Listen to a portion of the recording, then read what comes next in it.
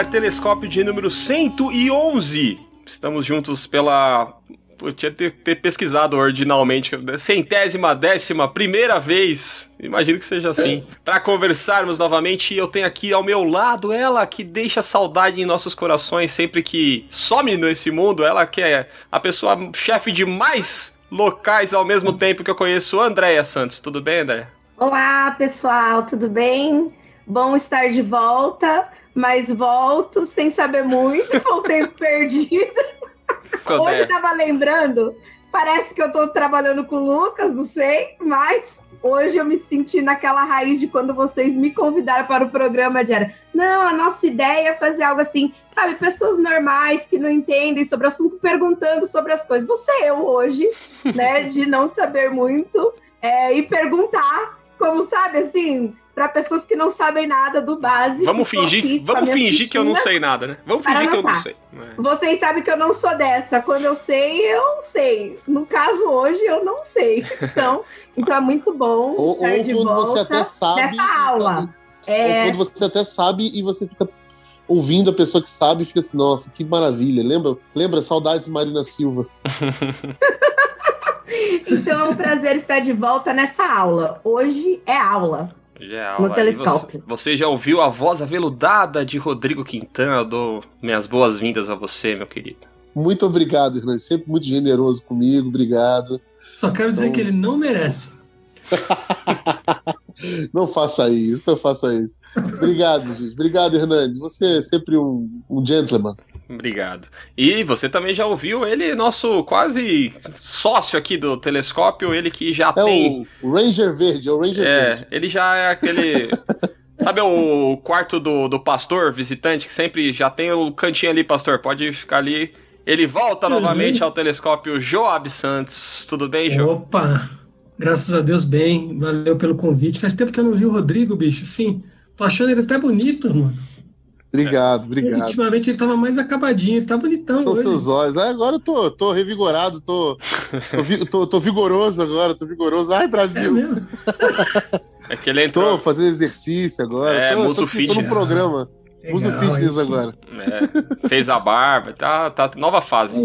Muito bem, recebendo também um convidado especial, Manuel Botelho, a quem eu dou minhas boas-vindas. Agradeço por ter aceitado o convite. E peço que você se apresente aí para quem não te conhece. Oi, gente. É bom estar aqui com vocês no Telescópio, a convite do Rodrigo.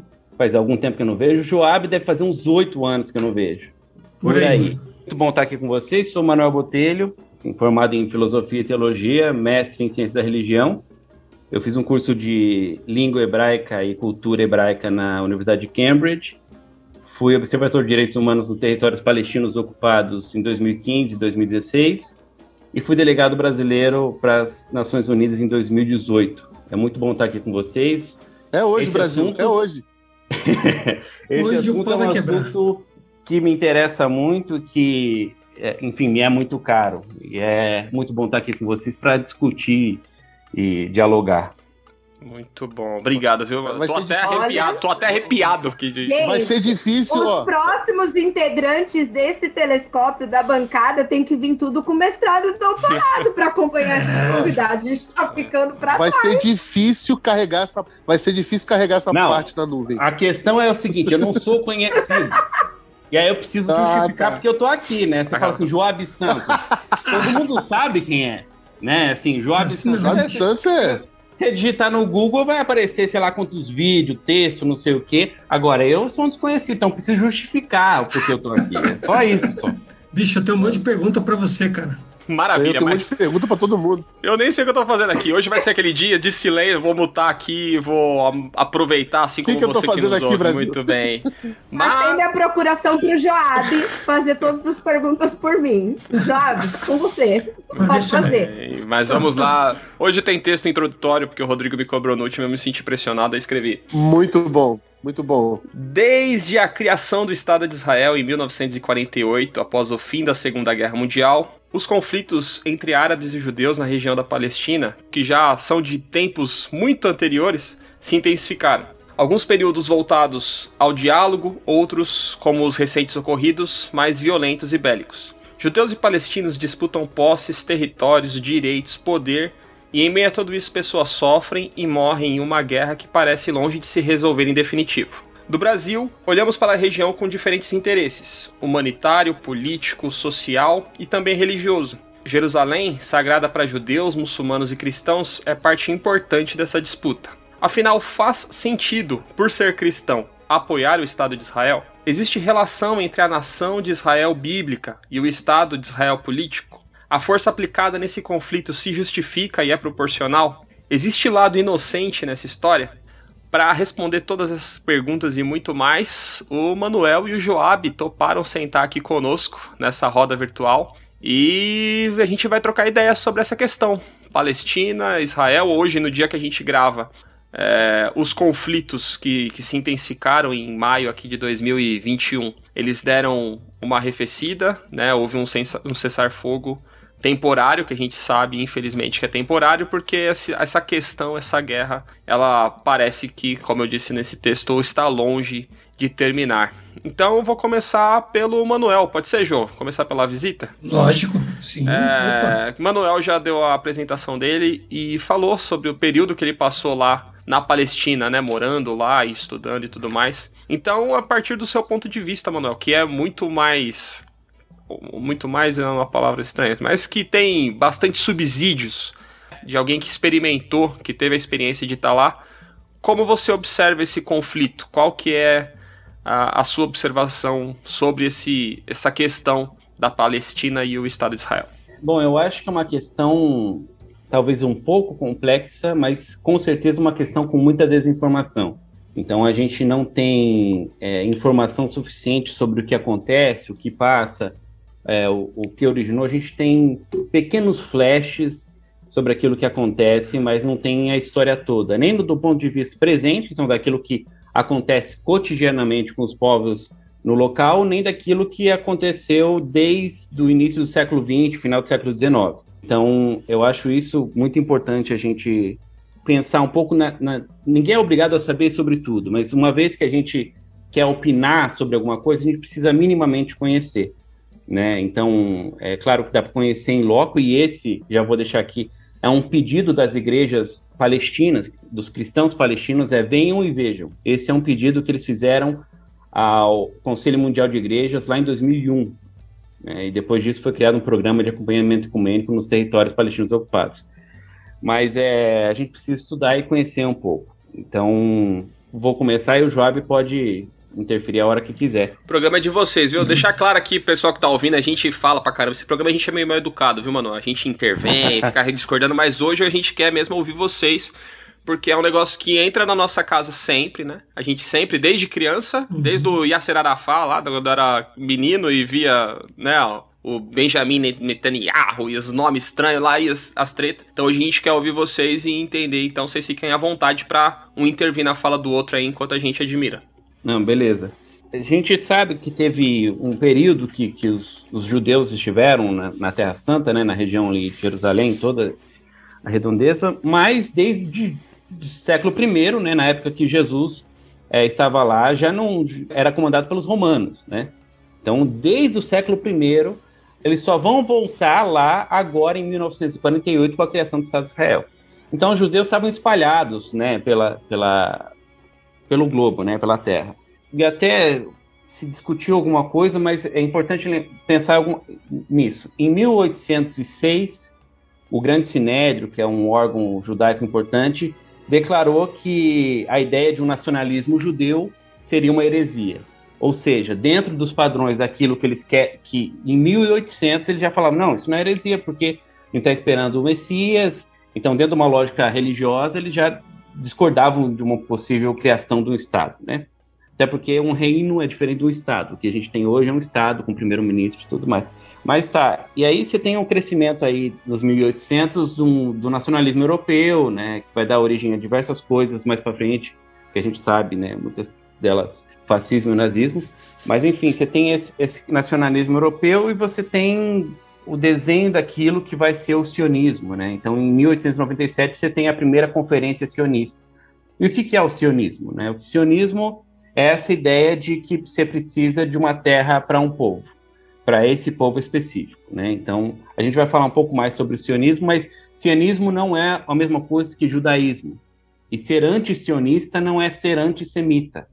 Né? Isso é importantíssimo, Manuel, porque a galera confunde demais, até pelo seguinte, né? Se a gente diz assim, ó, eu sou antissemita, então eu sou anti-judeu, anti-árabe, anti-qualquer povo, qualquer etnia que é da mesma linha de 100. Então tem essa confusão toda. Os judeus são antissemitas, os judeus extremistas, essa galera toda é antissemita, porque ao mesmo tempo que eles pensam num Estado de Israel com uma ligação direta com esse povo de Israel passado, as nações, ainda antes de ser nação, os grupos clânicos, essa coisa toda, eles acabam sendo antissemitas, porque os árabes também são semitas, os palestinos também são semitas. Já começou a explodir minha mente aqui já começou a causar Tem alguns pensadores contemporâneos que falam que a islamofobia é um novo tipo de antissemitismo, né? Antissemitismo, então, isso é verdade. Existe essa discussão, e o que é o seguinte, o Israel bíblico é o Eretz Israel, né? A terra de Israel é essa ideia de que eles precisavam voltar à terra de Israel. E aí você tem, né, lá em 1897, primeiro conferência sionista, dessa ideia de se voltar. E aí você pensa assim, de voltar para Jerusalém, mas quem estava lá? Não tinha ninguém? Tinha o povo, era um povo palestino. Né? Essa era a terra palestina, sob o comando do Império Otomano, o Império Turco-Otomano é quem estava lá nessa época.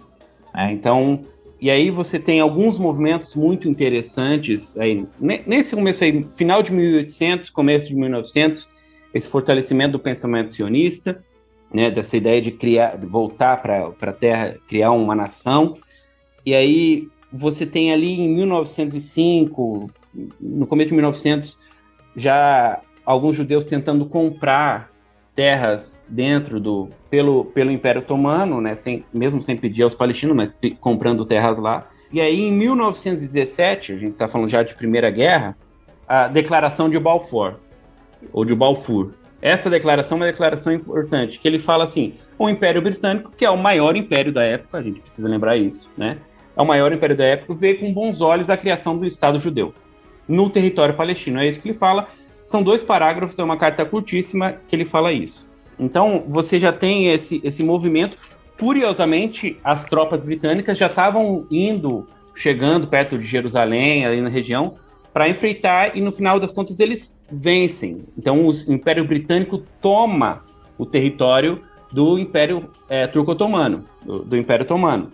E aí começa aquilo que a gente chama de mandato britânico na Palestina. Então, eram os otomanos, e agora você tem os britânicos cuidando da terra. É legal a gente pensar que, e aí alguns historiadores, né, vou citar alguns nomes aqui para a gente também não ficar falando, não é o que a gente acha, é aquilo que a gente estuda, né? O Justin McCarthy, que faz bastante levantamento populacional, diz que você tinha no máximo 6% de judeus no território. Então, você está em 1917, você tem 6% de judeus aí. E é importante a gente lembrar que os judeus realmente eram considerados sofriam de racismo, né, dentro do território europeu, de um modo geral, né, eles sofriam de um racismo já indireto, depois um pouco direto, enfim, até chegar no nazismo, que é realmente uma tristeza. Sobre isso, Manuel, eu queria só citar uma coisa, aproveitar que você tocou nesse ponto, esse texto aqui, ó, a Hannah Arendt, Origens do Totalitarismo, Antissemitismo, Imperialismo e Totalitarismo. É um baita livro. Uma judia alemã que depois vai para os Estados Unidos, que ela, inclusive, vai explicar, no primeiro capítulo do livro, que é Antissemitismo, ela vai explicar isso que o Manuel está falando, detalhadamente, como é que os judeus, que são judeus da diáspora, que estão fora da Palestina, e estão em vários países da Europa, Rússia, Alemanha, Itália, França, como é que esses caras vão ficar na condição de gente supérflua que pode ser morta pelo regime nazista? Como que é o processo, que não é simples, é um processo longo, de algumas décadas, um processo extremamente complexo do ponto de vista histórico, do ponto de vista político. O resumo da Hannah Arendt é que os judeus na Europa se tornam matáveis porque eles têm riqueza, mas não têm poder.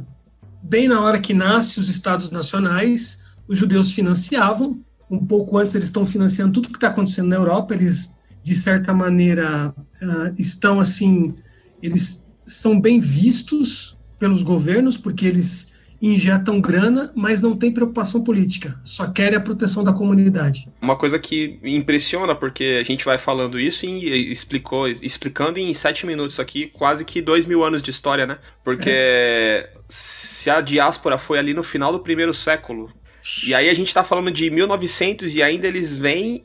Os judeus se veem como uma nação dispersa, né? Aqui no Brasil a gente não tem... Eu não sei essa qual noção seria o precedente, né?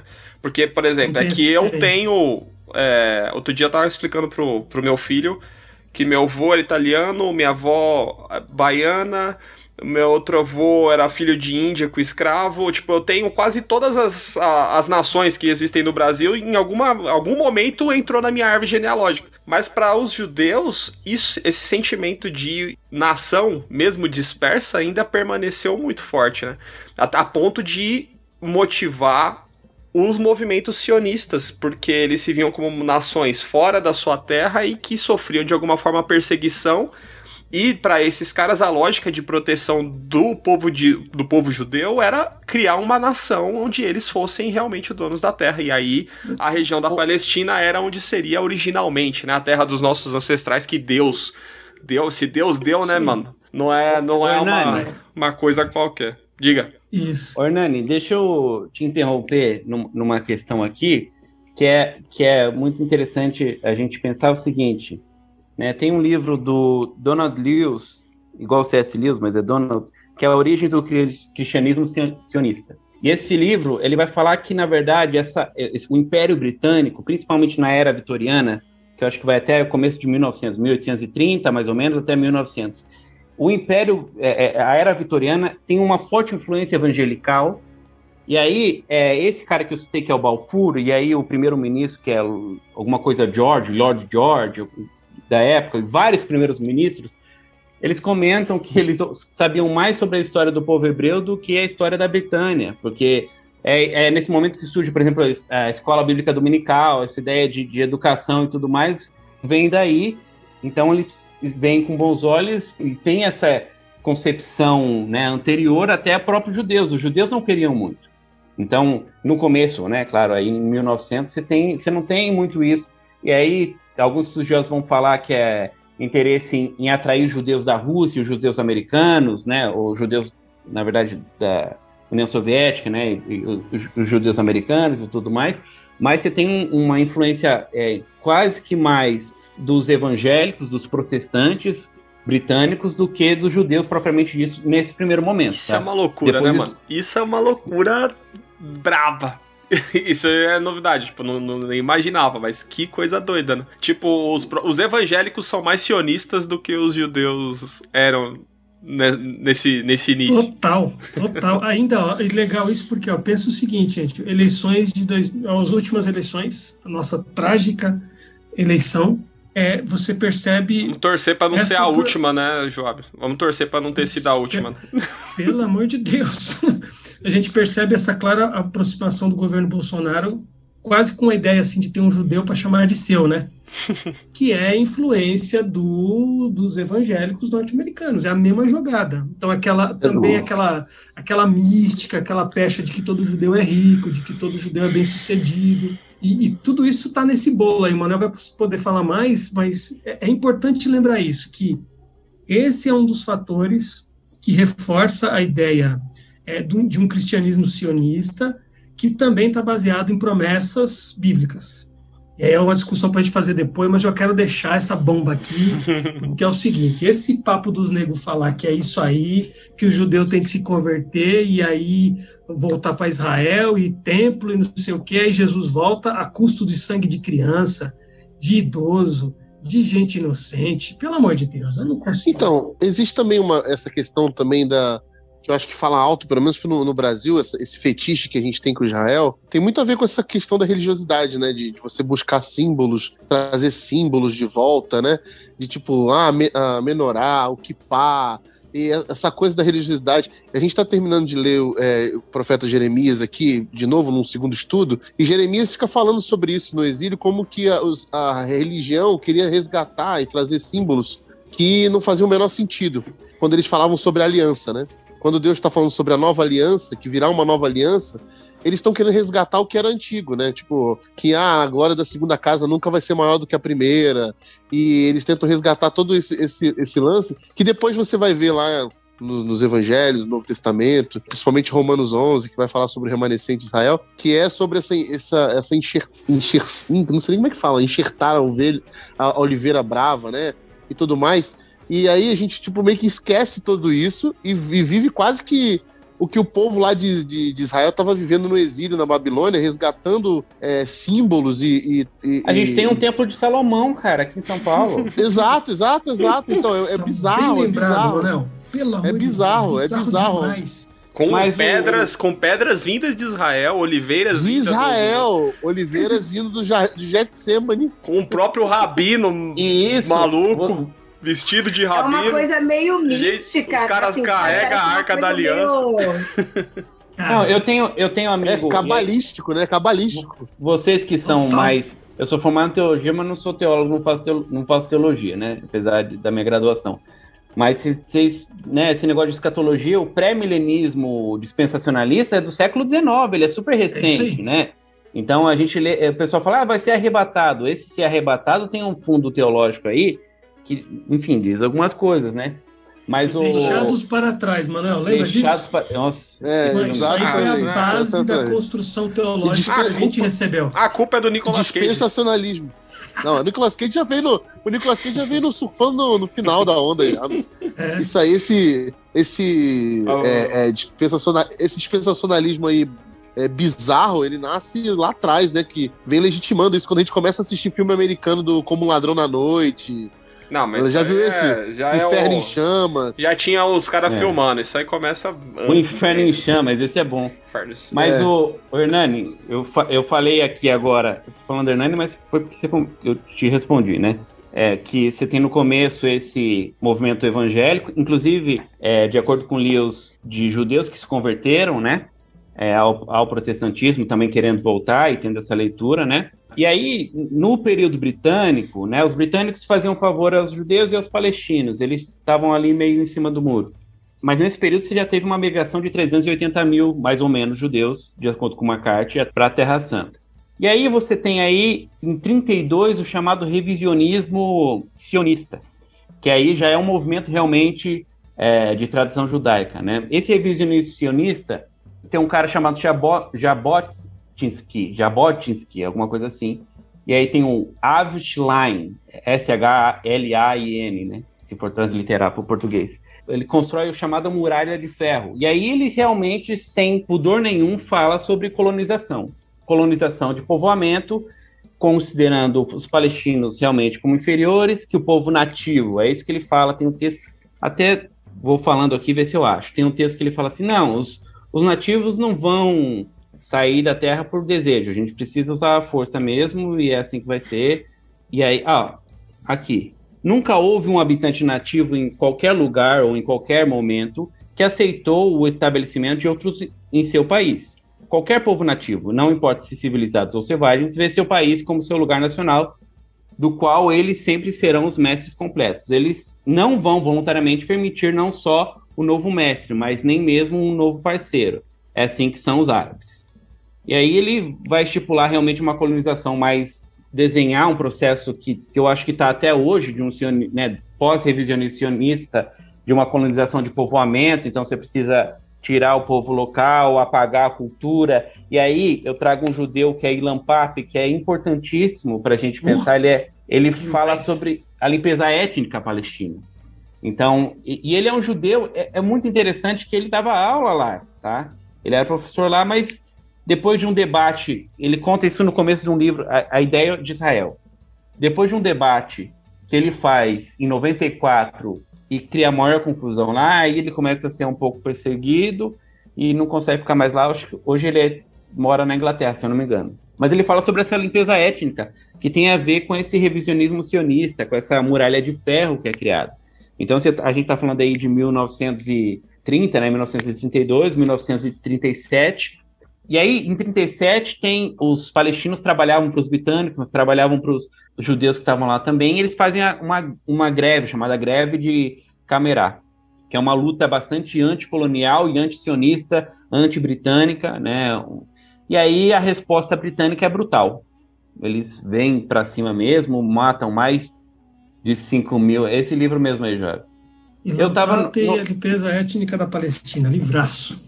Mas aí você tem aí em 37 essa greve, e aí eles criam um negócio que está em vigor até hoje, que são as leis de emergência.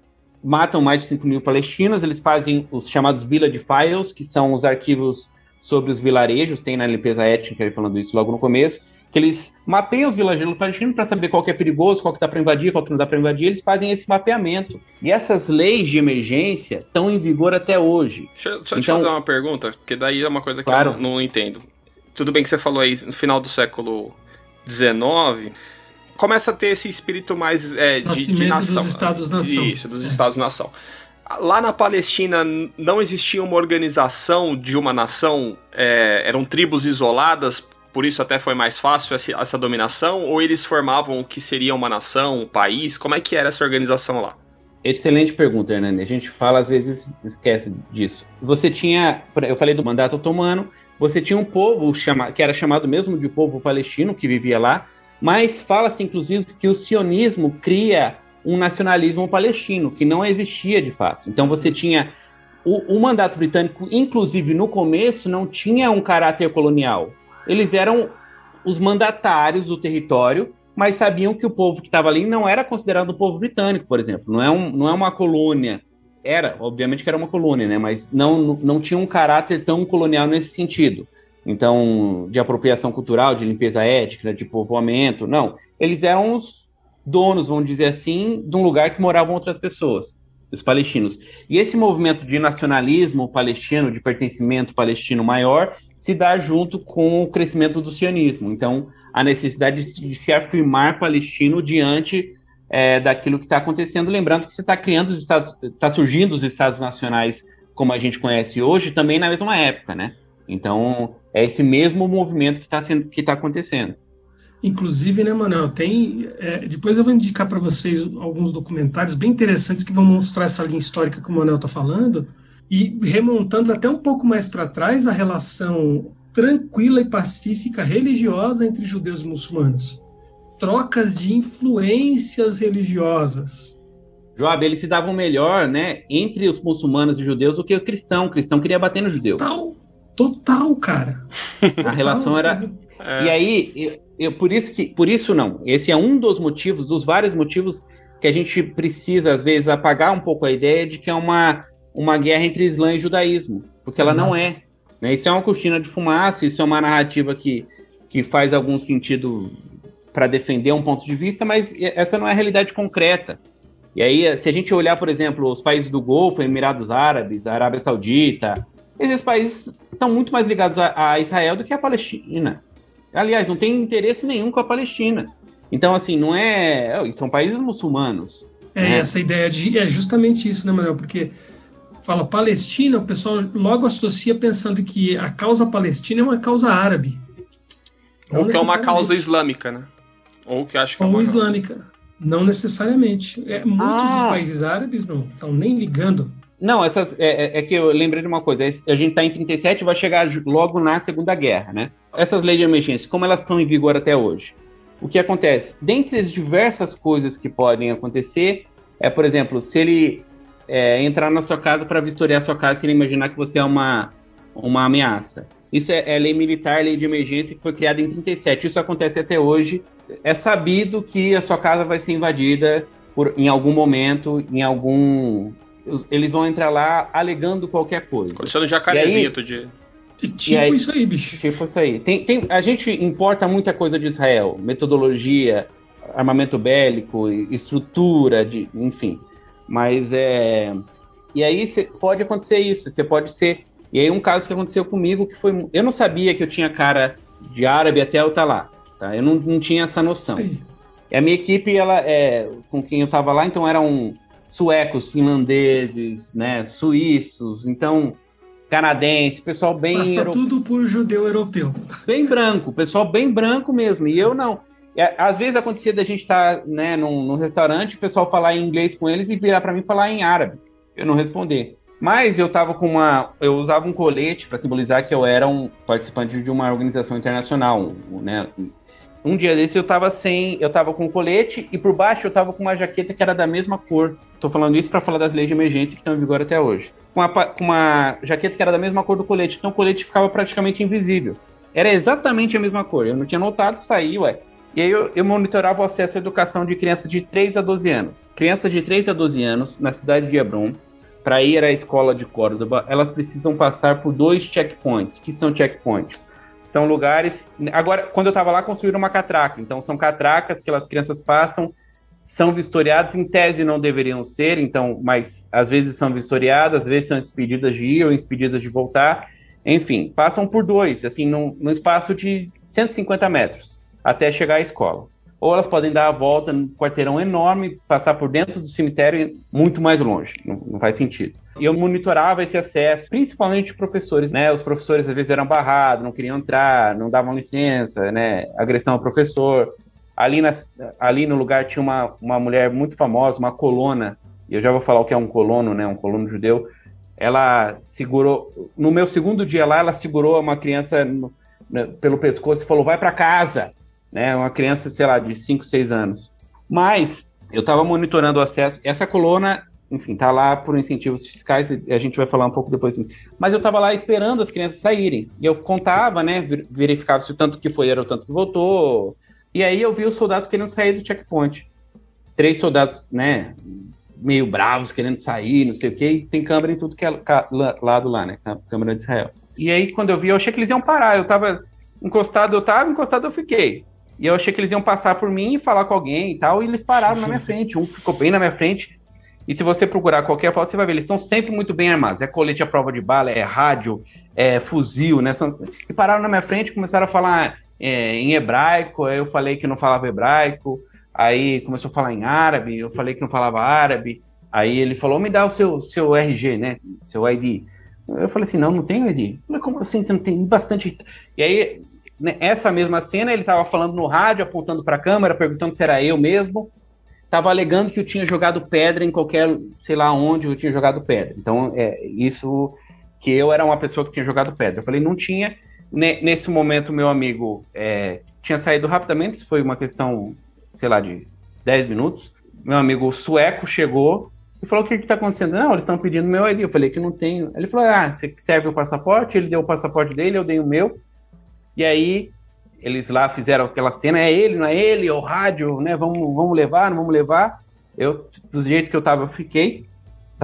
Obviamente, fiquei com medo, mas do jeito que eu tava, eu fiquei.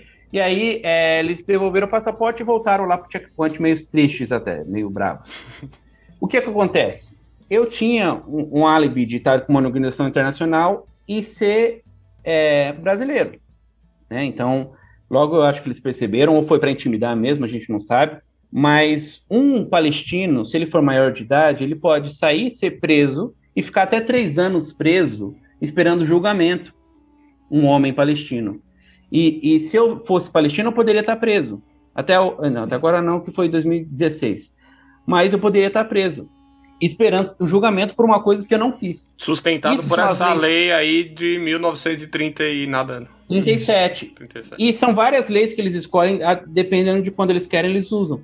Então isso é uma arbitrariedade absurda, mas que acontece com frequência. E a gente não sabe que isso acontece, né? Eu não sei, mano, se você sabe esse dado, mas conversando com uma amiga minha, a Rawa, que é palestina, ela me deu um dado de 1.800 pessoas presas nesses últimos... Final do Ramadã até agora. 1.800 pessoas presas, 50% entre 13 e 18, adolescente, um mundo de crianças, acho que uns 15, 20% de crianças.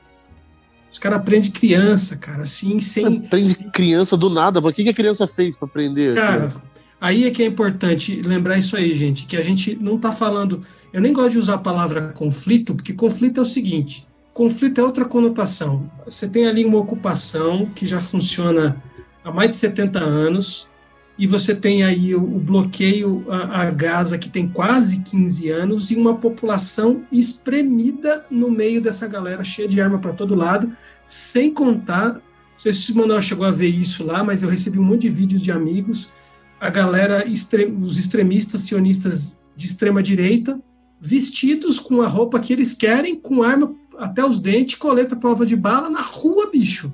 É assim normal. Normal, como se a gente decidisse aqui comprar armas, se tivesse liberdade para fazer isso, comprar arma e sair aqui. Não, é igual tá segurando sorvete.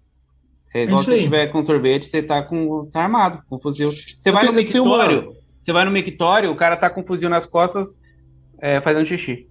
É isso aí. E é um civil, cara.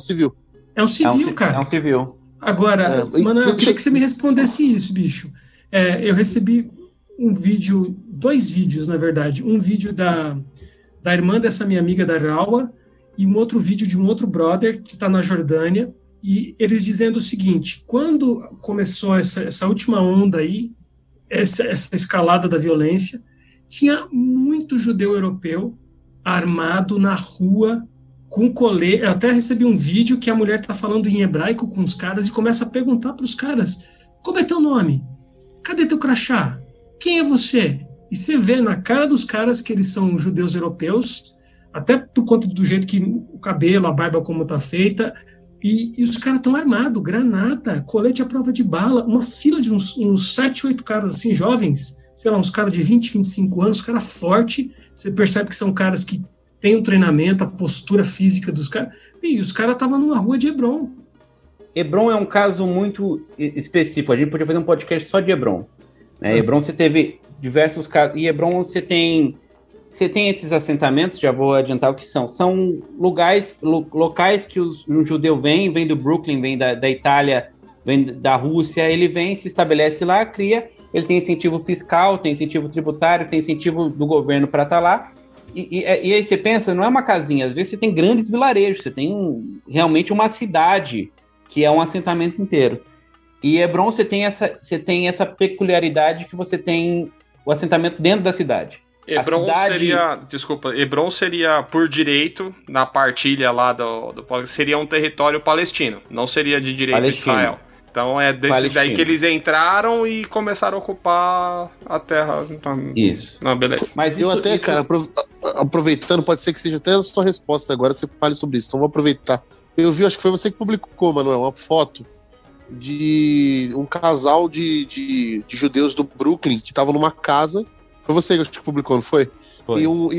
E uma senhora, acho que uma mulher com um cara cadeirante, que são árabes, olhando para a casa que era deles, agora ocupada por esses judeus do Brooklyn. Eu queria entender como é que funciona isso, cara. Tipo assim, o cara chega, pega a casa, já era, o problema é seu, é meu agora. É assim que funciona. Mas eu acho que, para não perder para quem está falando, eu vou voltar aqui na Segunda Guerra para falar justamente dessa divisão que o Hernani falou. Uhum. Porque até agora a gente está falando do território inteiro, né, até 1940, do território inteiro que tinham judeus e tinham palestinos, né, de tradição muçulmana, cristãos, morando lá. E aí você tem a Segunda Guerra. Olha uma coisa interessante. Os britânicos estouram o hotel King David. Os judeus fazem um atentado terrorista. Ninguém chama de terrorista, né? Mas eles estouram a sede britânica. Explodem. Você pode procurar, eles explodem mesmo.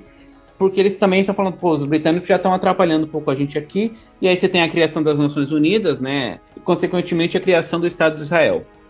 Essa criação feita, né? Você tinha 33% da população aí que foi migrando durante o mandato britânico, né? Até agora.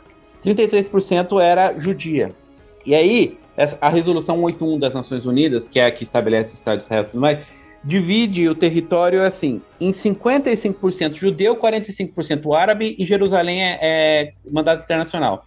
Quer dizer, 33% da população era judia, mas agora 55% vira território israelense. E aí, não é aceito pelas populações muçulmanas que estavam perto, então Egito, Líbano, Síria, e aí começa o que os israelenses chamam de guerra de independência e os palestinos chamam de Nakba, que é catástrofe, né? A guerra de independência do cara que chegou, vindo dos Estados Unidos e quer morar lá e declarou independência, né? Isso que eles chamam de independência.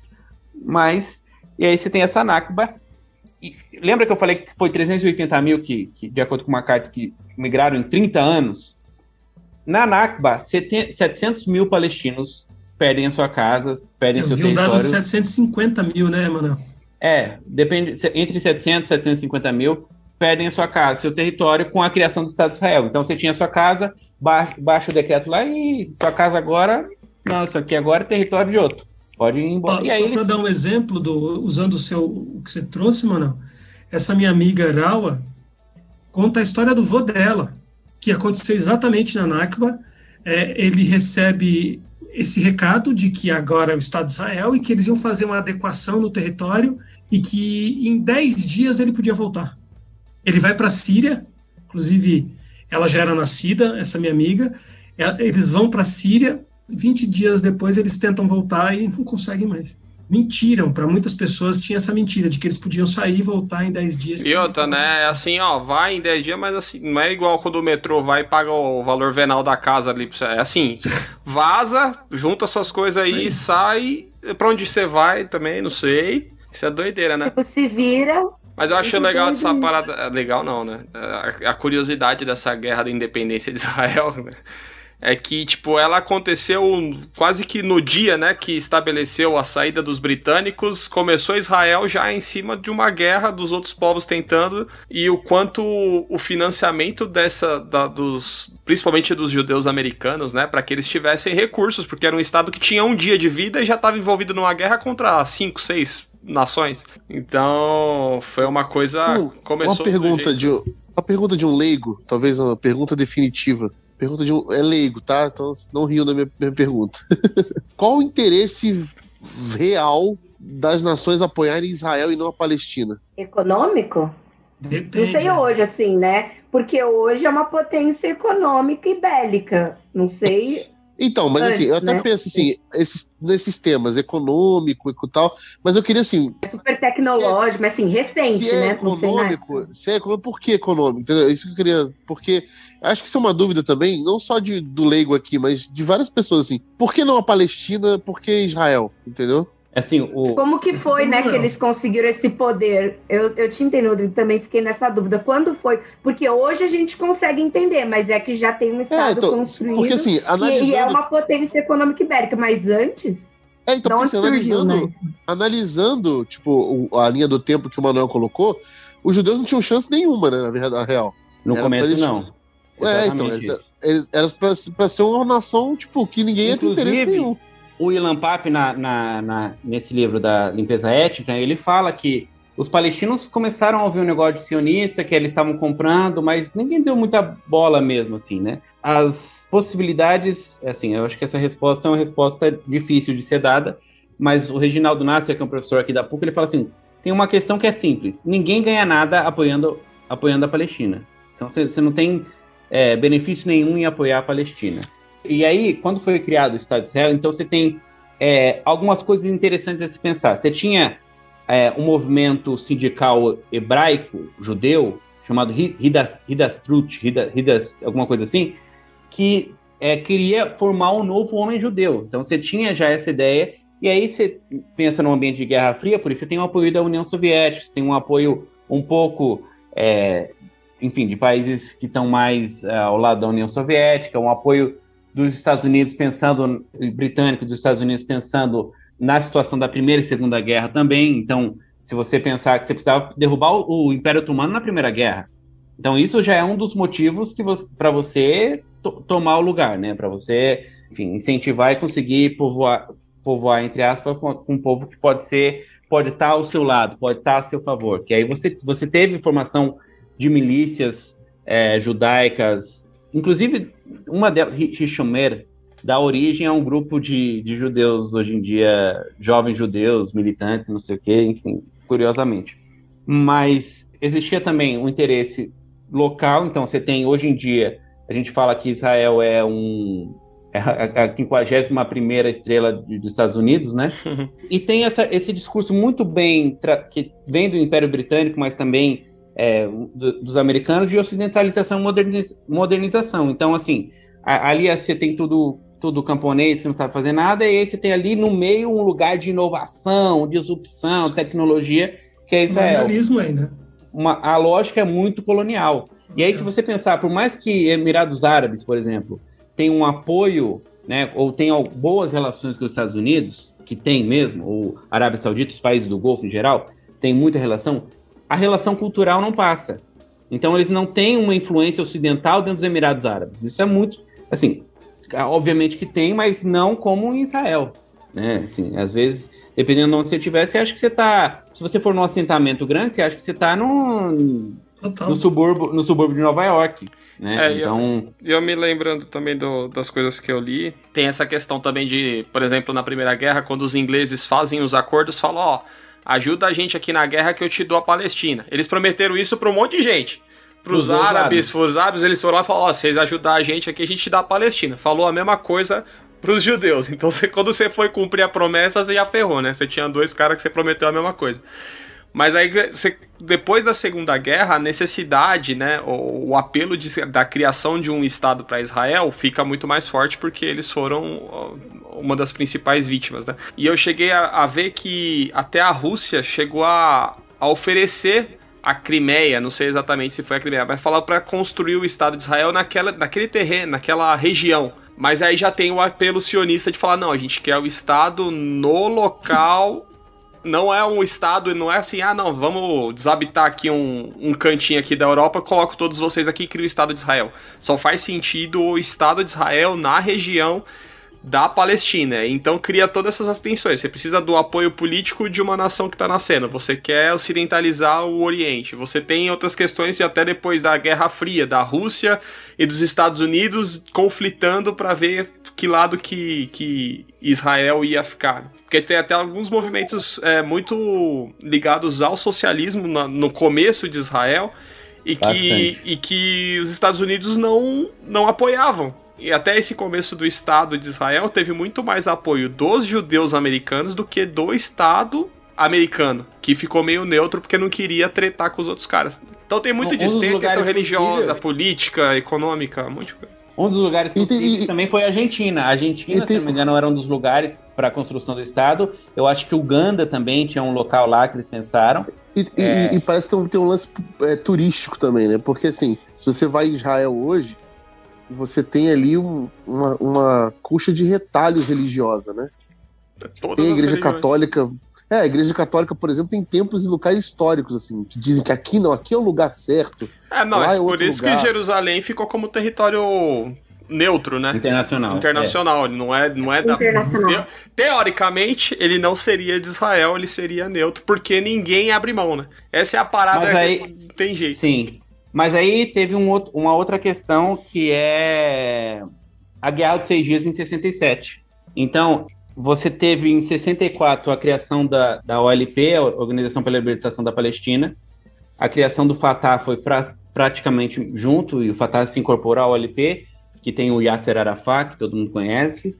E aí a OLP foi criada em 64, o Fatah, e aí você tem a Guerra dos 6 Dias em 67, que pega um monte de país ali, Síria, Líbia, Líbano, Egito...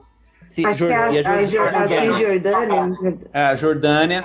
E aí é o seguinte, um ataque, o Israel venceu a guerra, fala-se que foi um chamado ataque preventivo. Então eles escutaram supostamente que o Egito estava bolando o ataque e eles atacaram primeiro. Essa é a desculpa que é dada. E aí eles venceram, obviamente, né? Você está dormindo, você começa a atirar, você tem que até se levantar e começar a atirar de volta, né? Já foi. E aí, sim, Israel tomou o controle de Jerusalém. Né? Aí nesse momento, Manuel, que rola que é a confusão hoje que tem a ver com Sheikh Jarrah, aquele pequeno distrito que está sendo disputado porque os palestinos já estavam ali e aí eles se tornam meio que refugiados e aí prometem aquele lugar para eles, tem um acordo com a Jordânia, no fim os caras não dão os papéis para eles ficam morando lá e agora eles têm que ir no juizado em Israel para falar com um juiz israelense e pedir um papel para provar que a terra é deles. Ou seja, imagina, gente, o sofrimento dessa gente que tem que conversar, entre aspas, com o inimigo para receber do inimigo uma autorização para ficar na terra que é dele, mas que o inimigo diz que é dele. Tem uma coisa que o pessoal não sabe, Quando começou a se falar nessa coisa toda de Save Sheikh Jarrah, vamos, salva lá o bairro de Sheikh Jarrah, eu ouvi algumas pessoas na internet dizendo assim, estão brigando por causa de 4 pessoas, de 5 pessoas, de 4 famílias. A galera não sabe que no mundo árabe ainda a lógica é tribal. Se você tem um sobrenome, debaixo desse sobrenome você pode ter 10, 15 famílias. O último número que me disseram era de 590 a 600 pessoas que seriam despejadas. Não sei se você tem esse número, Manuel, porque está dentro dessa lógica. Mas essa lógica é muito interessante. Na época que eu estava lá, eu vi uma briga na frente de um negócio policial, porque aconteceu de alguém gritar, em caso de trânsito, assim, gritar com o outro. E aí uma das famílias, que aí vem a família, vem todo mundo, é tio, primo, todo mundo é família. Coletividade total. Né, várias... E aí eles vêm, e aí vieram na frente da delegacia brigar com o cara, porque tinha chamado, e aí ofendeu a honra da família. Você não brigou com o cara diretamente, você brigou com a honra da família. Cultura de vergonha e honra, é isso aí, mano. E aí, Joab, foi isso mesmo, foi nessa época que você dividiu o território. Eles derrubaram aquilo que você tinha do bairro chamado bairro marroquino. Então você tinha um bairro marroquino ali para dar acesso aos judeus para o Muro das Lamentações. Então isso acabou-se um dos bairros lá, que era um bairro... Tem um bairro cristão, tinha um bairro marroquino, que sobrou um pouquinho dele. E aí eles acabaram com esse bairro para dar acesso dos judeus ao Muro das Lamentações. Então, depois de 67, ficou feita uma divisão que, em tese, é aquela que vigora até hoje. Que, na verdade, que vigora para os israelenses, né? Não é que é reconhecido, né? É para eles, sim. Jerusalém é a capital do Estado de Israel, indivisível, é deles, mas para a ONU, por exemplo, continua sendo neutro. Teoricamente, para a maioria dos países, continua sendo, tanto que as embaixadas ficam em Tel Aviv e não ficam em Jerusalém, porque Jerusalém não é a capital. Mas deixa eu fazer uma pergunta de quem não conhece a geografia local. Jerusalém, essa Jerusalém histórica, que tem esses bairros, qual seria o tamanho disso? Porque tem um bairro, é do tamanho de São Paulo, do tamanho de Campinas, é do tamanho qual a proporção, né? Porque pra mim não cabe, eu não entendo qual que é o tamanho dela, assim. Alguém tem que dar um Google, porque eu não sei mesmo. Mas eu não sei de qual, eu sei que é pequeno. É pequeno, em geral é pequeno, assim. A gente não tem ideia, por exemplo, de quão perto Belém é de Jerusalém. Dá pra ir a pé. Dá 1 hora a pé. No máximo, se eu não me engano. É o quê? Hebron... 1 quilômetro quadrado ali de... Não, acho que é um pouco mais. A cidade antiga talvez... É maior, não é tão pequena assim, mas ela é... Você tem o portão de Damasco, o portão... ela é relativamente grande. De longe, se você olhar muito de longe, parece um castelo até. Mas ela não é tão pequena, eu acho que é mais de 1 quilômetro. Era só a título de curiosidade, amado mestre. Pode continuar, desculpa te atrapalhar. Não, eu acho que aí você tem essas divisões, aí você tem um primeiro levante de resistência, que é a primeira intifada em 87 e 93, que acontece em Jabaláia, em Gaza. E aí você tem o surgimento do Hamas. Então, acontece... Intifada significa levante espontâneo, né? Intifada. E aí esse levante ficou conhecido como Revolta das Pedras. Aí você dá um Google, primeira intifada, e vai em imagens. Você vai ver crianças jogando pedras em carros blindados, tanque de guerra. Você vai ver a discrepância. Foi um movimento muito mais cultural, de desobediência civil e tudo mais, do que um movimento armado, de luta armada, né? Criou-se o Hamas. Curiosamente, inclusive eu acho que o Netanyahu falou isso há algum tempo atrás, o Hamas foi financiado pelo Estado de Israel. Por quê?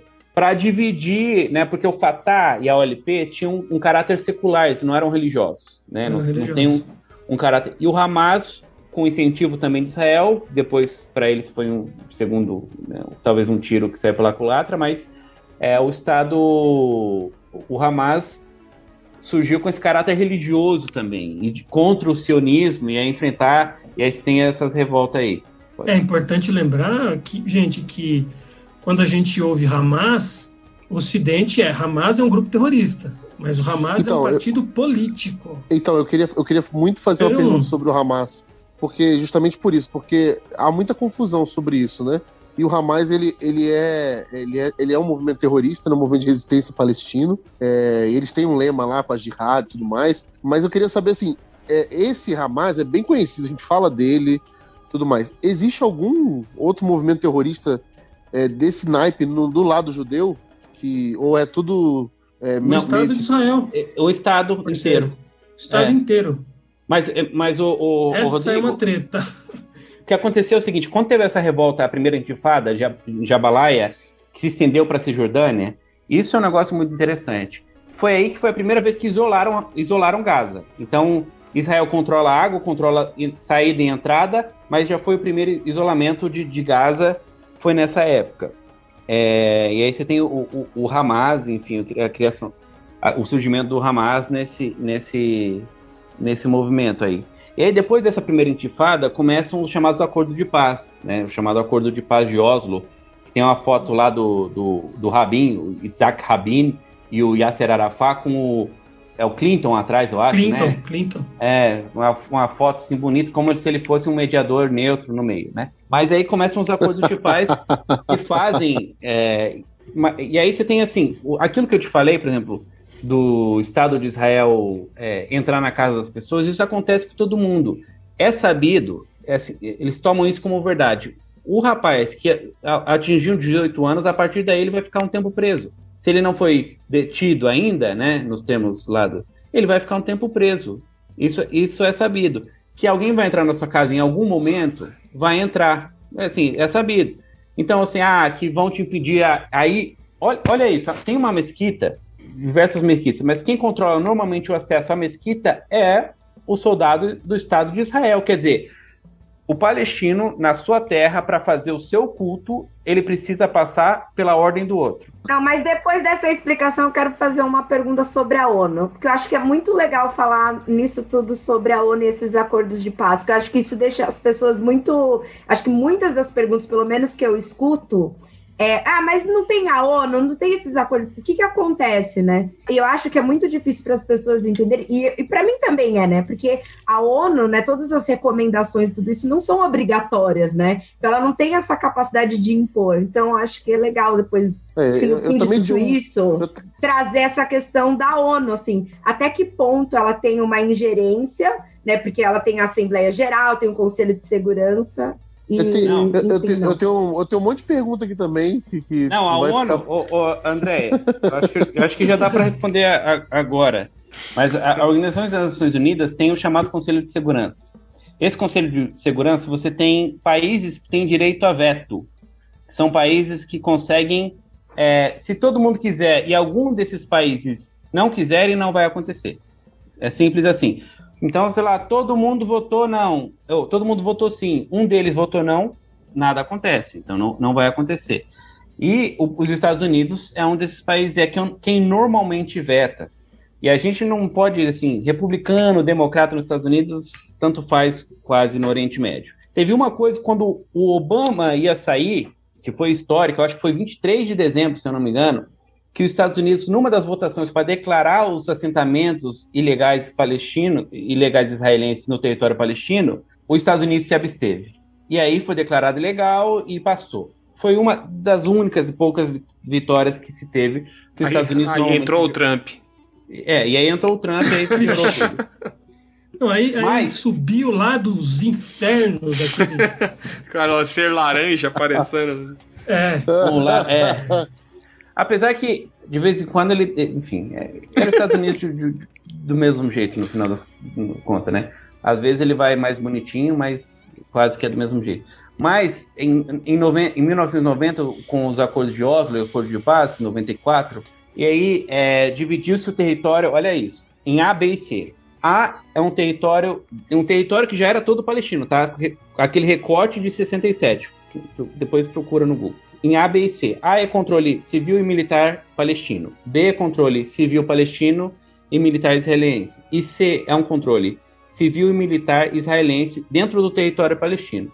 E aí, nessas áreas C, que ficaram em 60% do território, ficou a área C. O que é essa área C? Só para fazer uma audiodescrição aqui, que tinha que ter o react do Joab. Cada coisa que você tá explicando, ele dá uma cambalhota de ódio. Cara, é demais, bicho. É de desespero, porque, gente, é por isso, gente, que não dá pra falar de guerra. É por isso que não dá pra falar de guerra.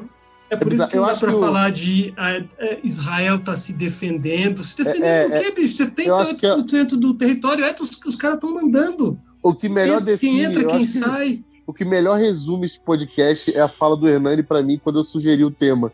Eu falei, Hernani, o que você sabe sobre o assunto aí? Eu sei que Israel é como se fosse o Anderson Silva e a gente é a gente, lutando no octógono. Não, Israel contra a Palestina, eu lutando com o Anderson Silva e eu vendado ainda. Eu tô...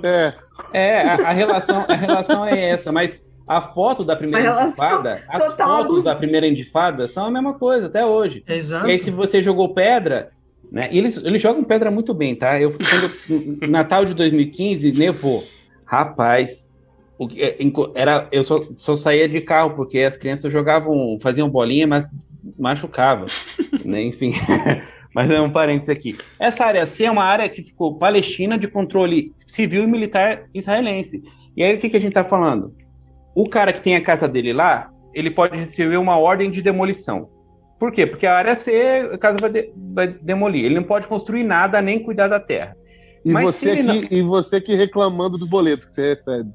Imagina receber uma ordem de demolição. Mas a ordem de demolição você nem recebe às vezes. Às vezes não, chega lá a escavadeira, né, bicho? Põe no chão e tirou uma foto. Ele falou, avisei. O vento levou, choveu, ninguém viu.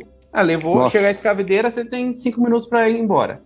Só que nesse território C, ao mesmo tempo que se você não cuidar da terra, você perde a terra, porque a terra está improdutiva. Então, você não tem para onde correr, porque no território C, se você começa a produzir, construir, cuidar da terra, eles vêm e colocam um stop work order, então uma ordem para você parar de trabalhar, depois vem a ordem de demolição e eles demolem o que você está fazendo. Mas se você não fizer, eles vêm e tomam. Então, você fica sem sair. Seu território C. Olha, esse tipo de coisa são coisas bizarras, porque assim... Em 94, você tem, em Hebron, você tem o lugar dos patriarcas, Abraão, Sara, tá enterrado tudo por lá, são 8. Isso. E aí tem uma mesquita, que é a mesquita de Ibrahim, né, de Abraão. Então, é uma mesquita muito bonita, histórica, que tem lá, tá enterrado lá, mas no fundo, né, você tem em cima um negócio lá. E Ibrahim é importante para os muçulmanos também. Lembrando que para ele entrar na mesquita, ele precisa passar por um soldado israelense que às vezes não deixa ele entrar, para ele praticar o culto dele, para praticar a religião dele, às vezes ele não pode entrar. Essa mesquita tá no território C, é isso? Então, aqui Hebron teve uma outra questão que foi a divisão entre H1 e H2. Eita, pleura. Não, então Hebron, segue o baile. Hebron é especial, mas Hebron é como se fosse um AIC. Ai, mano, tá jogando batalha naval. H1, água. É quase isso. Mas, em 94, e aí... Os relatos contam que os caras perceberam que os soldados não estavam lá e os que estavam não estavam querendo deixar ninguém entrar na mesquita. Tava um negócio estranho, o mês do Ramadã. Acho que era fevereiro de 94. E aí, quando eles entraram lá, daqui a pouco começa um tiroteio. Um cara chamado Baruch Goldstein, ele matou um monte de gente lá dentro. Pensa num judeu. Os soldados fecharam o povo lá dentro, então o tiroteio correndo, os caras trancados lá dentro, morreu um monte de gente. Depois acho que conseguiram matar ele, tirar e matar ele. Mas aí já tinha muita gente ferida, muita gente morta. E aí qual que foi a solução depois disso? Não, toque de recolher. 120 mil palestinos em Hebron ficam em casa, enquanto 400 judeus podem transitar. Segunda medida, divide a mesquita. Metade da mesquita agora vira uma sinagoga. Isso é limpeza étnica. Você está apagando a cultura, a história do local. Então... Quer dizer assim, vem um judeu do Brooklyn, esse Baruch Goldstein é do Brooklyn. Muita gente do Brooklyn. Ele era do Brooklyn, ele morreu, né? Ele atira lá dentro da mesquita cheio de muçulmano. A solução é prender os muçulmanos em casa, ninguém pode mais sair, e dividir a mesquita para virar uma sinagoga. Tudo em favor do povo israelense. De novo, gente, é sempre a favor do projeto sionista, e vocês não podem esquecer isso, né, gente?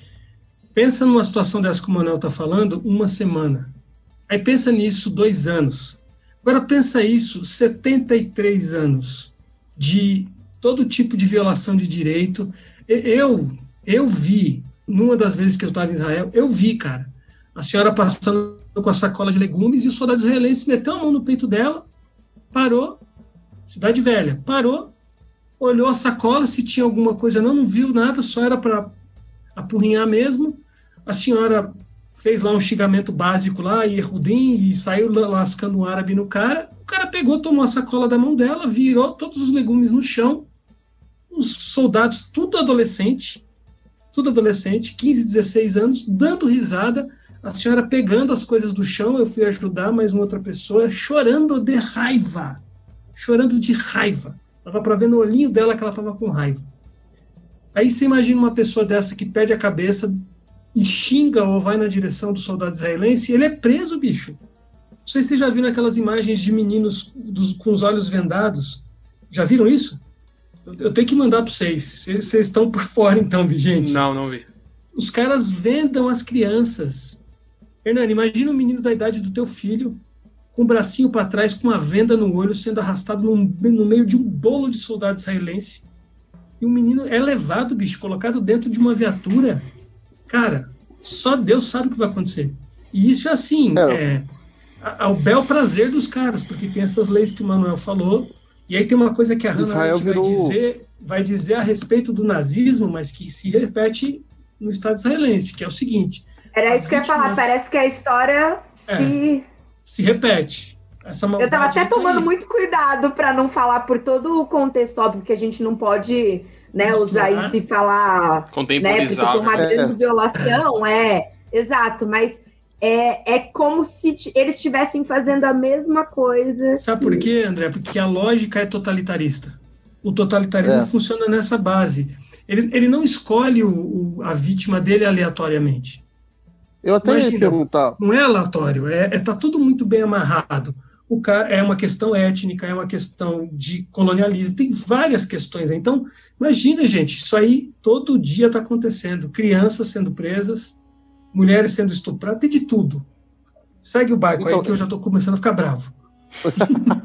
Então, eu ia perguntar uma coisa que, quando você vai ler sobre esse assunto, você tem lá grupos inimigos, grupos amigos, grupos aliados, né, da Palestina, e um dos grupos que mostram lá que são aliados, por exemplo, inimigos do Hamas, por exemplo, se você coloca lá, você tem lá as nações, tipo, Estados Unidos, Austrália, Nova Zelândia, né?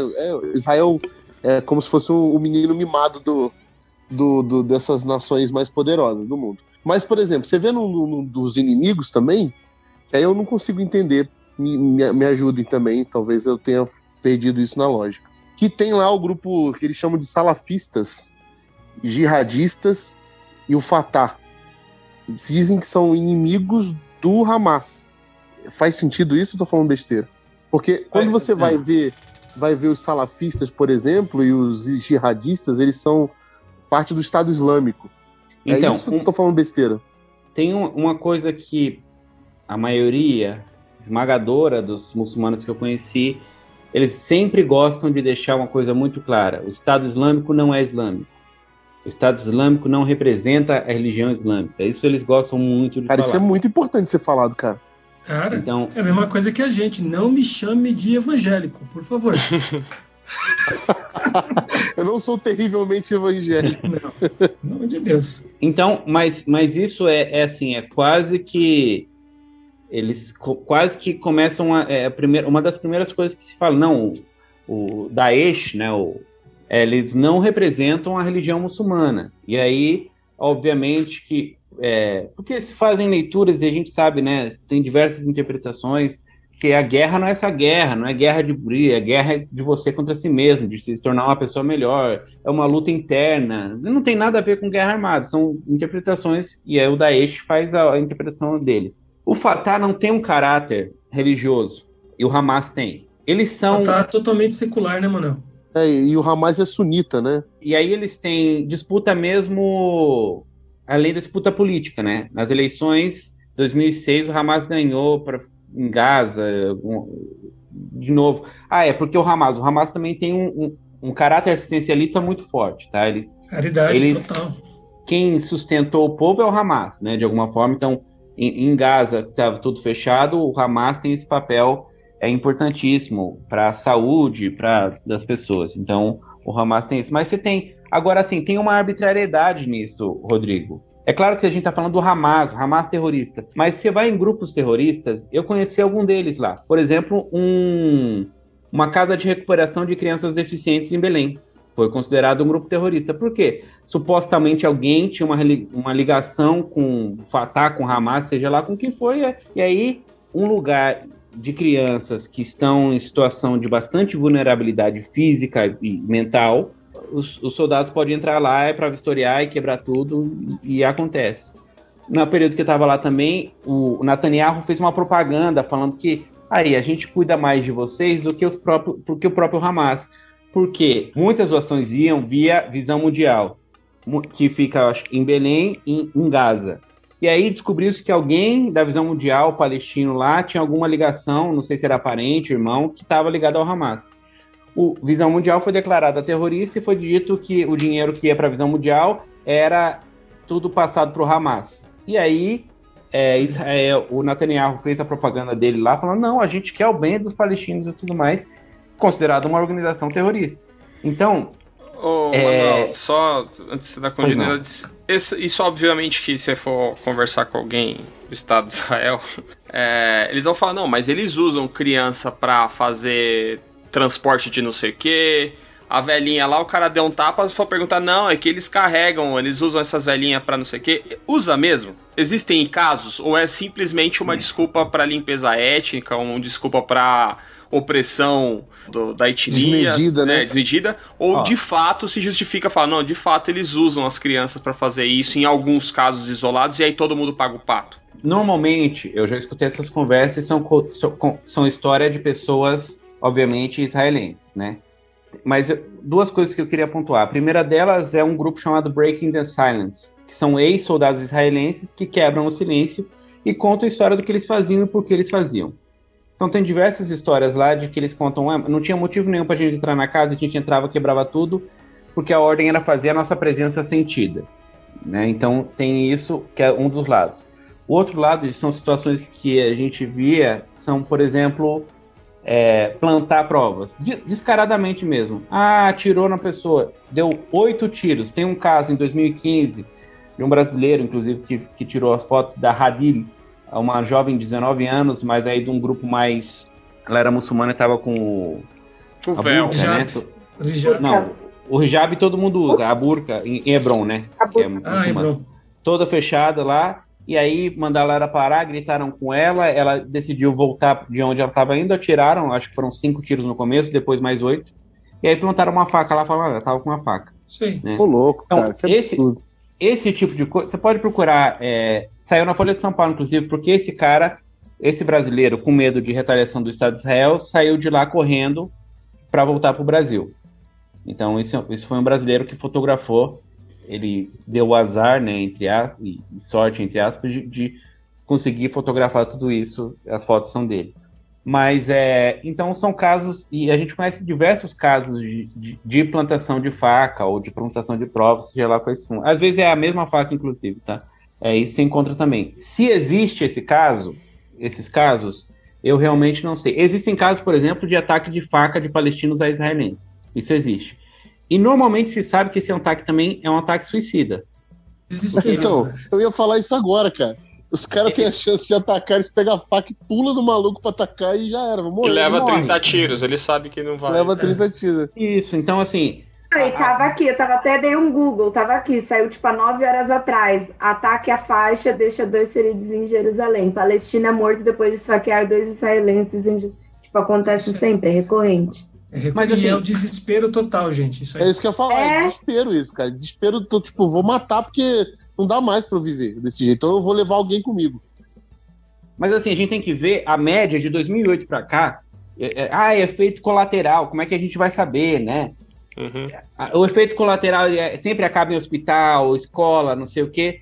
E aí você tem um percentual de 30% de mortes, das mortes de 2008 para cá, recorrentemente são crianças.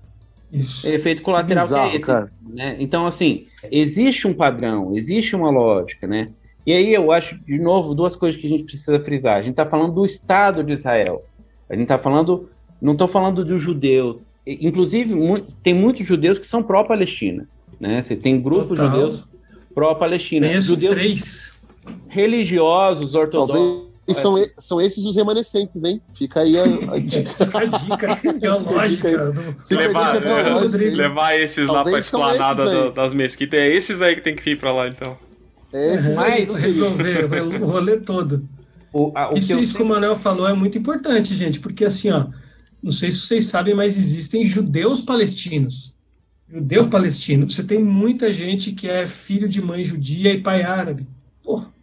Aliás, eu imagino que se você for viver, for lá e ter essa experiência que você e o Manuel tiveram, Jô, com certeza você vai ver uma galera lá que deve lutar, entendeu? Que é judeu e que deve lutar a favor dos palestinos. Sim. Deve ter grupos de gente que vê as tem um grupo de judeus ortodoxos chamado Naturei Karta.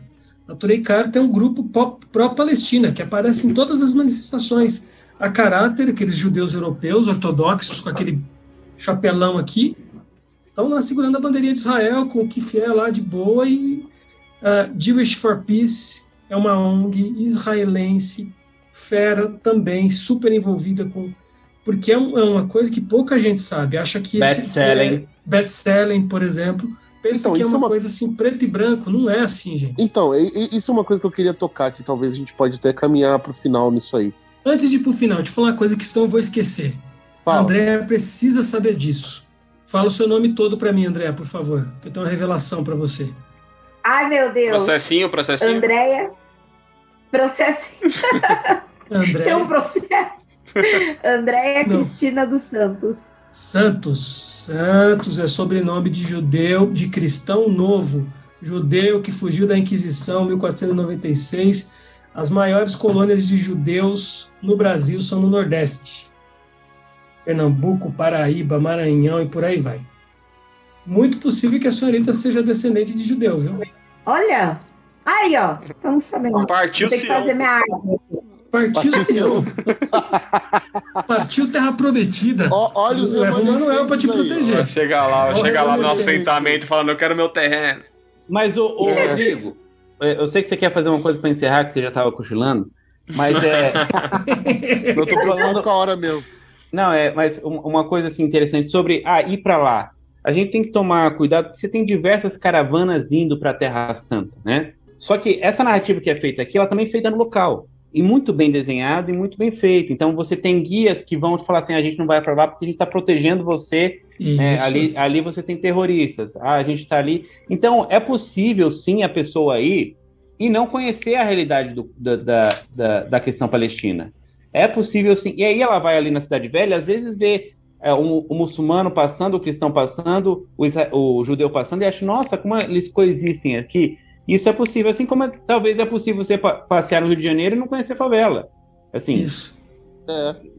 Então, assim, ou conhecer minimamente a realidade. Então, a narrativa ela é muito bem feita e assim, esses grupos evangélicos que vão para lá, obviamente, as pessoas que vão com o coração aberto realmente para querer conhecer onde Jesus passou, onde ele nasceu, né, enfim, onde era para ele estar enterrado não está, esse tipo de coisa. Aliás, não, mas assim, a narrativa ela é muito bem feita. Você não vai, por exemplo, para territórios palestinos. Não vai. O mais que você vai em Belém. É ainda assim muito bem guiado, muito bem escoltado. Vai passar na igreja da que são da natividade. Acabou. Você tem vias que são só de judeus, só de israelenses, perdão. E aí você usam essas vias e aí não conhece mesmo a realidade. Mas... Então, eu acho até que o que você falou aí, muito bem falado, usou a minha terra natal como exemplo, meu querido Rio de Janeiro, mas há muitos paralelismos nessa história aí, cara, que dá pra gente fazer várias análises em relação às narrativas que são criadas a respeito das favelas, das posses e tudo mais. Tem muita coisa. Eu acho que dá outro podcast até que a gente pode fazer, se você parte pensar 2, né? Se você pensar em alguns paralelismos nos interesses geopolíticos, econômicos da cidade, por que as milícias são toleradas, por que existe a nossa faixa de Gaza que ninguém fala no Rio de Janeiro, enfim. E isso faz o meu gancho para o que eu tomei aqui, essa fala que é do Hernani da gente caminhar pro final, mas é porque eu sei que isso vai dar ainda uma conversa que é assim, por que raios nós não sabemos a história completa? Por que raios a gente não sabe disso tudo que a gente disse aqui hoje? não conhecemos essa narrativa de que há uma opressão nesses assentamentos e que a Palestina sofre, por exemplo, com um poderio israelense que é descomunal, covarde e sem sentido em várias coisas. Várias coisas aqui meu estômago revirou, entendeu? Eu não consigo nem expressar aqui o sentimento que dá, porque as cambalhotas do Joab não são suficientes pra representar que assim, eu falei, mano, o Joab pegou pesado, falou que o cara pegou um menino do tamanho do seu filho, ele já dá uma facada no coração. Pois é, então, mano. Então, mas eu acho que é muito disso também, tipo, é essa falta de empatia, né? Que a gente fala das pessoas, mas morreram 300... Exato, por que acontece? Que absurdo por que esse, que cara? Então, por que eu faço essa pergunta? Porque, por exemplo, quando eu leio e vou estudar, e eu percebo, por exemplo, que há uma diferença entre Estado Islâmico e Hamas, e terrorista de lá e de cá, e a gente começa a perceber algumas diferenças, a gente já não coloca toda a farinha no mesmo saco, entendeu? A gente tá começando a descrever agora as pessoas como pessoas independentes, movimentos. Senão por que a gente fala da Palestina? O leigo pensa o quê, cara? É o Estado Islâmico, é terrorista, é tudo... E, cara, não tem nada a ver, entendeu? É isso que eu tô falando. Então a gente pensa em Israel pobrezinho, são os judeus que sofreram, é o povo de Jesus, entendeu? Há essa conotação que as pessoas não conhecem por falta de empatia, que não é gerada porque nós não temos esse esclarecimento. Não chega até nós isso. Essa conversa, esse esclarecimento, essa informação. Qual foi a última vez que você teve uma conversa na igreja do ponto de vista geopolítico? Pois é, pensando então. Israel, Palestina. A última vez que foi falado sobre isso... Geopolítico foi em quem eu tinha que votar, foi o último papo. Exato. Mas, por exemplo, na nossa comunidade aqui, a última vez que a gente falou disso foi domingo agora, mas brevemente o Fábio falando em Jeremias, ele falou que nós temos que ter cuidado ao relacionar o Israel de Deus ao Israel geopolítico. Sim. A gente precisa ter isso é muita irresponsabilidade. Você pegar uma escatologia furada e associar isso à geopolítica. Sim. Então, assim, foi uma pincelada que ele deu, até porque não era o tema da mensagem. Mas é uma coisa que já gera, em várias pessoas hoje, ainda mais que há um apelo, esse feitiço de Israel, do gospel, né, com essas coisas religiosas de Israel, que não há necessidade nenhuma, e a gente acha que isso tem a ver com a luta, né, de que Palestina é mal e Israel é o bem, né? Novamente, esse maniqueísmo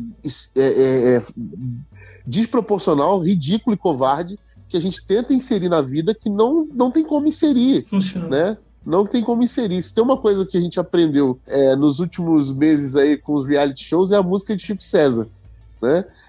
Deus me proteja, né, da maldade de pessoas boas e da bondade de pessoas más. Então, eu acho que é isso. A gente precisa começar a, na verdade, parar de achar que somos especialistas no assunto só porque chega até nós uma narrativa ridícula e coloca. Agora sim, minha pergunta que eu tô saindo de cena para vocês falarem. Por que vocês acham que isso não chega até nós da forma que deveria chegar? Eu acho que existem diversas questões, dentre elas a prevalência da narrativa ocidental. Então a gente precisa analisar como o Ocidente é superior ao Oriente e ao Oriente Médio. Essa narrativa é muito forte. A segunda é que você está falando da maior potência do mundo, dos Estados Unidos, que é aliada de Israel, né? Então, se você prestar atenção, eu gosto muito eu sou péssimo para filme, para documentário, né? Essas coisas, e eu gosto mesmo de Marvel, né? Essas coisas. Se você prestar atenção, sempre, né, a pessoa do crime, ela é russa ou ela é latina, né? Quem traz droga é o latino, quem é o russo, a coisa vai acontecer ali no Oriente Médio, né? Então, se tem essa narrativa, ela é muito imposta de diversas formas para a gente, né? Então, a narrativa colonial ela é sempre dominante, né? A gente não sabe a história do Brasil a partir dos indígenas. A gente não conhece a história de quando os portugueses chegaram aqui a partir dos indígenas. A gente não conhece a história dos povos originários dos Estados Unidos a partir da narrativa deles. A gente conhece a história dos supostos descobrimentos. Então, a narrativa colonial ela é sempre a narrativa predominante. E isso assume em todos os casos, inclusive para a gente, a partir da lógica do cristianismo, que tem nos Estados Unidos o destino manifesto, que se manifesta também em Israel. Então a gente tem toda essa... E aí você precisa também, dentre outras coisas, combater o mal. Para você ser um vitorioso, um herói, você precisa combater o mal. Você precisa personificar o mal. Dentre os lugares que se personifica o mal, né, nas pessoas marginalizadas, nos pobres, no mais, e também no povo palestino, que é o povo colonizado, né? Se a gente assume, igual o Ilan Pappe fala, de uma limpeza étnica, você precisa realmente apagar a história do outro. Você precisa construir uma narrativa que seja sua narrativa vitoriosa, enquanto a narrativa do outro não existe. Que é isso que acontece com a gente aqui com a questão dos indígenas. A gente não sabe a história dos indígenas. Ela é apagada. O máximo que a gente tem é o nome, Pacaembu, Anhanguera, né? É o máximo que a gente chega.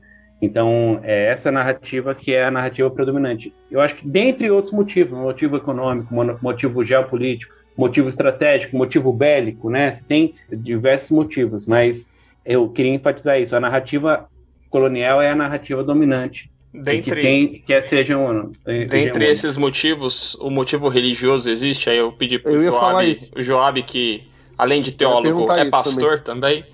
Se o motivo religioso também, porque também é a coisa mais comum você entrar em alguns perfis de... Nem precisa ser celebridade gospel, mas até do crente médio, e ver ali bandeirinha do Brasil, bandeirinha de Israel e bandeirinha dos Estados Unidos, né? Motivos religiosos também estão entre esses aí. Cara, não tenho dúvida. Eu acho que a gente teria que fazer um encontro só para falar da teologia dispensacionalista, pré-milenista ou amilenista, não importa. O que importa é que tem uma lógica teológica cristã. De outro lado, a gente tem uma lógica teológica demoníaca, que é a santificação da morte. Isso é uma teologia. Essa ideia de que pode passar em cima do palestino porque é da vontade de Deus, que pode entrar na maré, atirar, depois colocar o moleque na cadeira com o dedinho na boca e fazer fotinho escrito CPF cancelado, isso aí é teologia. Sabe por que é teologia?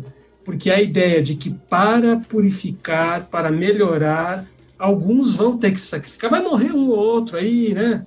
Se eu tivesse lá naquela época, tinha matado uns 30 mil. Lei supremacista, né? Isso é teologia. Aí eu vou falar do ponto de vista não só teológico, mas filosófico, né? Aí é Adorno, Walter Benjamin. Não existe mundo secular. Não existe mundo secular. Esse papo de mundo secular, humanista, não tem nada. O mundo ocidental, o mundo que a gente conhece é religioso. Alguns têm uma religião com igreja, outras têm religião sem igreja, sem uma divindade religiosa, mas a lógica é religiosa. Entendem isso? Então, por um lado, a gente tem uma teologia dispensacionalista que diz o seguinte: a terra é direito de Israel, os palestinos, a partir de um argumento racista, colonialista, são a representação do mal, tem que limpar a terra, em nome de Deus. Vai na Bíblia e justifica. Mas tem a teologia colonialista, imperialista e capitalista, que vai dizer a mesma coisa. Vai morrer um pouco de gente aí, né? Vamos fazer o negócio da imunidade de rebanho, essa lógica aí. Paulo Guedes, gente. Isso é teologia. Porque é teologia sacrificial. Para salvar alguns terão que ser sacrificados. Alguns, tipo, mais de 400 mil doideiros. Escolhidos. Escolhidos.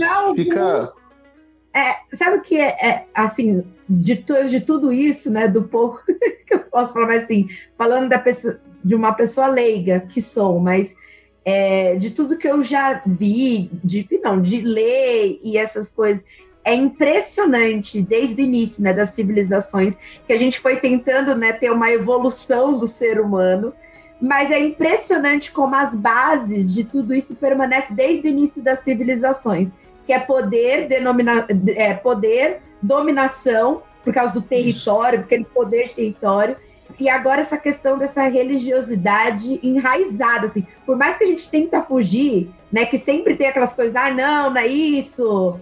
É muito, sabe, esse fundamentalismo religioso, independente do que for, se é cristianismo, independente. E a história se repete em diversas nações, assim, e não acaba nunca. É muito doido isso. Eu até fiquei impressionado quando o Netflix lançou aquela série Messiah, que era o Messias árabe, né?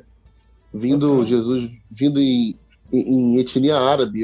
E eu até fiquei impressionado dessa produção, porque eu falei assim, cara, isso vai causar um rebuliço, né, de tudo, e movimentou bastante isso, né? E a ideia foi genial, foi uma baita de uma série.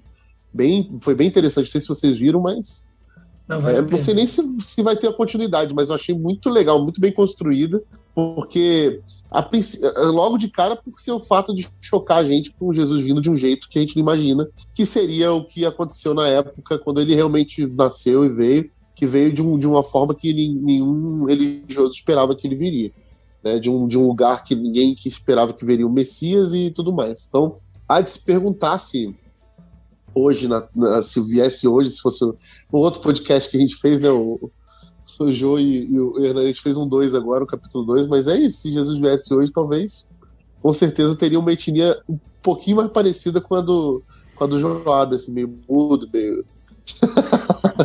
Não, eu digo mais, hein, cara, eu lembro que na época que eu trabalhava na IBAB, uma criança me perguntou, alguém precisou de uma ajuda no trabalho com as crianças, e aí eu fui lá correndo dar uma aula para as crianças, tipo assim, do carro para chegar no auditório das crianças, eu pensei em um texto e fui elaborando, andando um pouquinho mais devagar.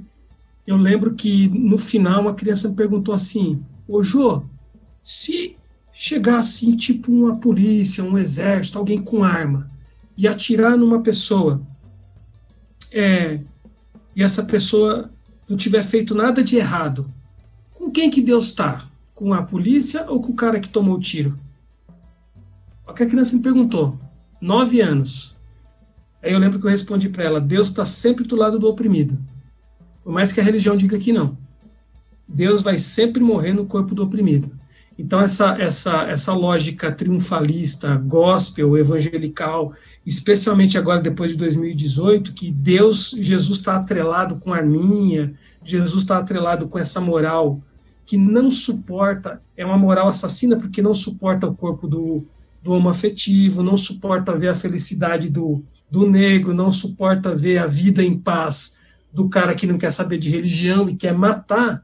Deus está do lado dos caras que são mortos injustamente. Não se importa com a vida como um todo, né? Que eu acho que é o pior de tudo, é não se preocupar com a vida. A vida. É tipo, a vida como valor maior.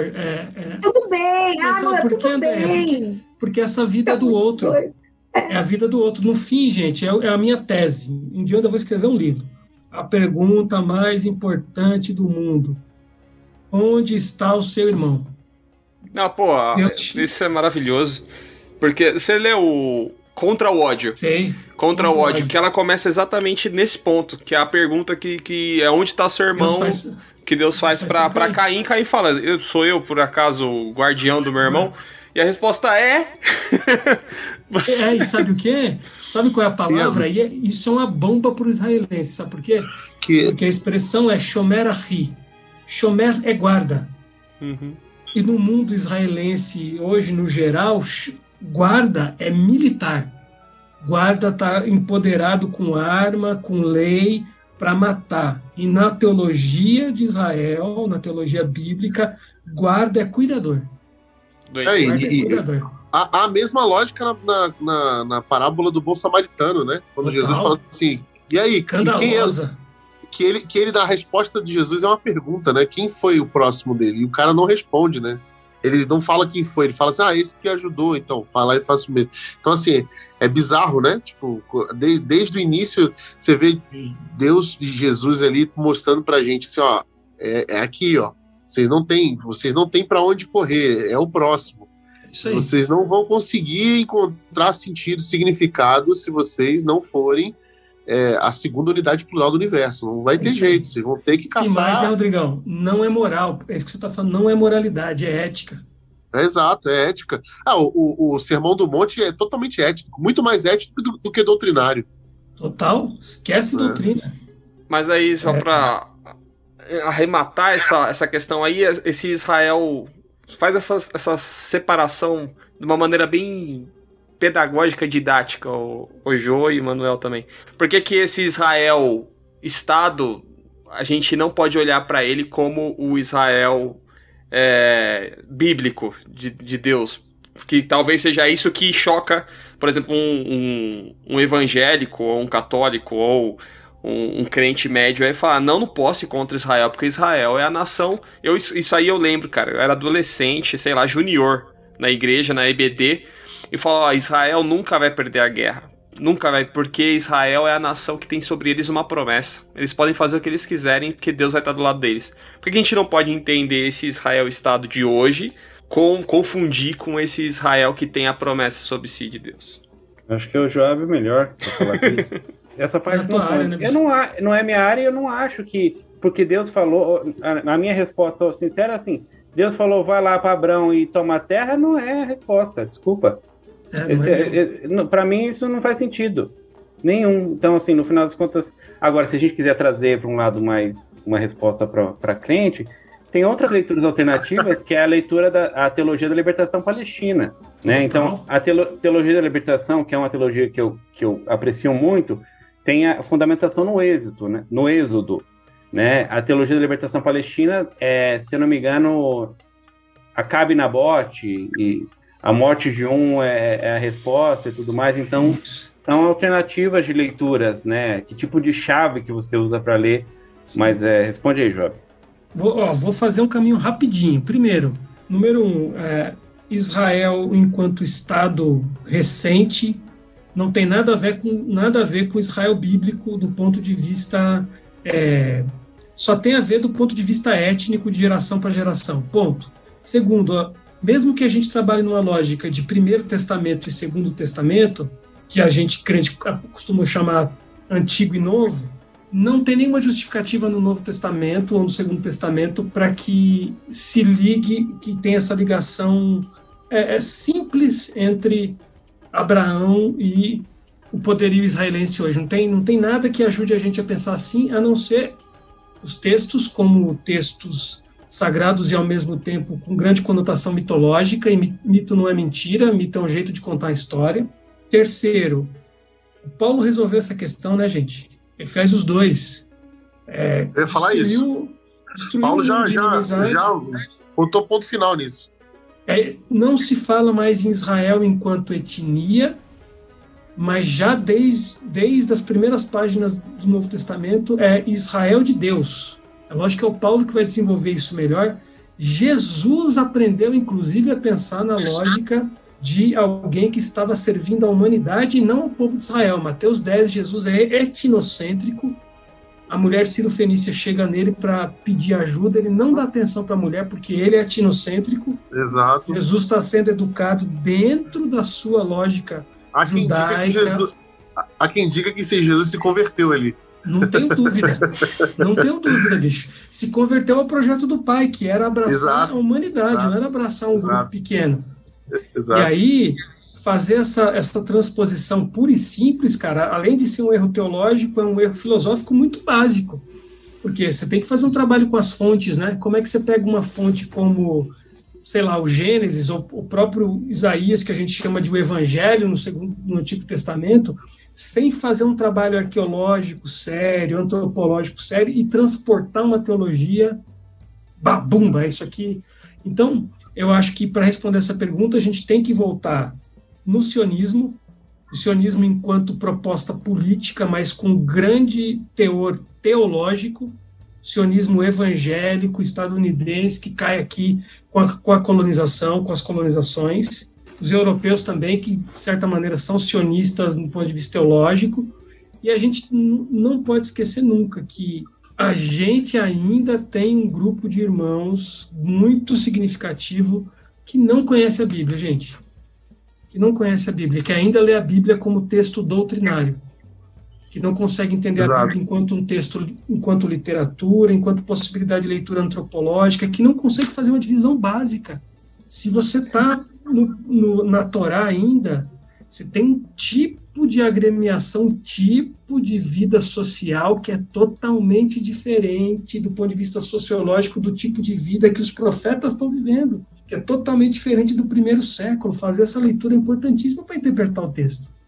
A leitura literalista é a conversa que a gente teria que fazer. Ô Joab, interrompendo, mas eu tenho a impressão que existe uma intenção e uma influência, tá, até por causa da nossa cultura capitalista, de sempre fazer leituras que são mais de exclusão. Então a gente gosta de ser o povo escolhido de Deus. Sim. E se Deus tiver ainda um povo mais predileto ainda, pô, legal, ainda. Quer dizer, você reafirma essa exclusão. A gente parece que o crente teme que todo mundo vá para o céu. Ele prefira que o pessoal vá para o inferno. Tem que ter um pessoal para ir. Tem um pessoal, você precisa antagonizar e levar a gente para o inferno. Se aí, todo mundo é especial, ninguém é especial.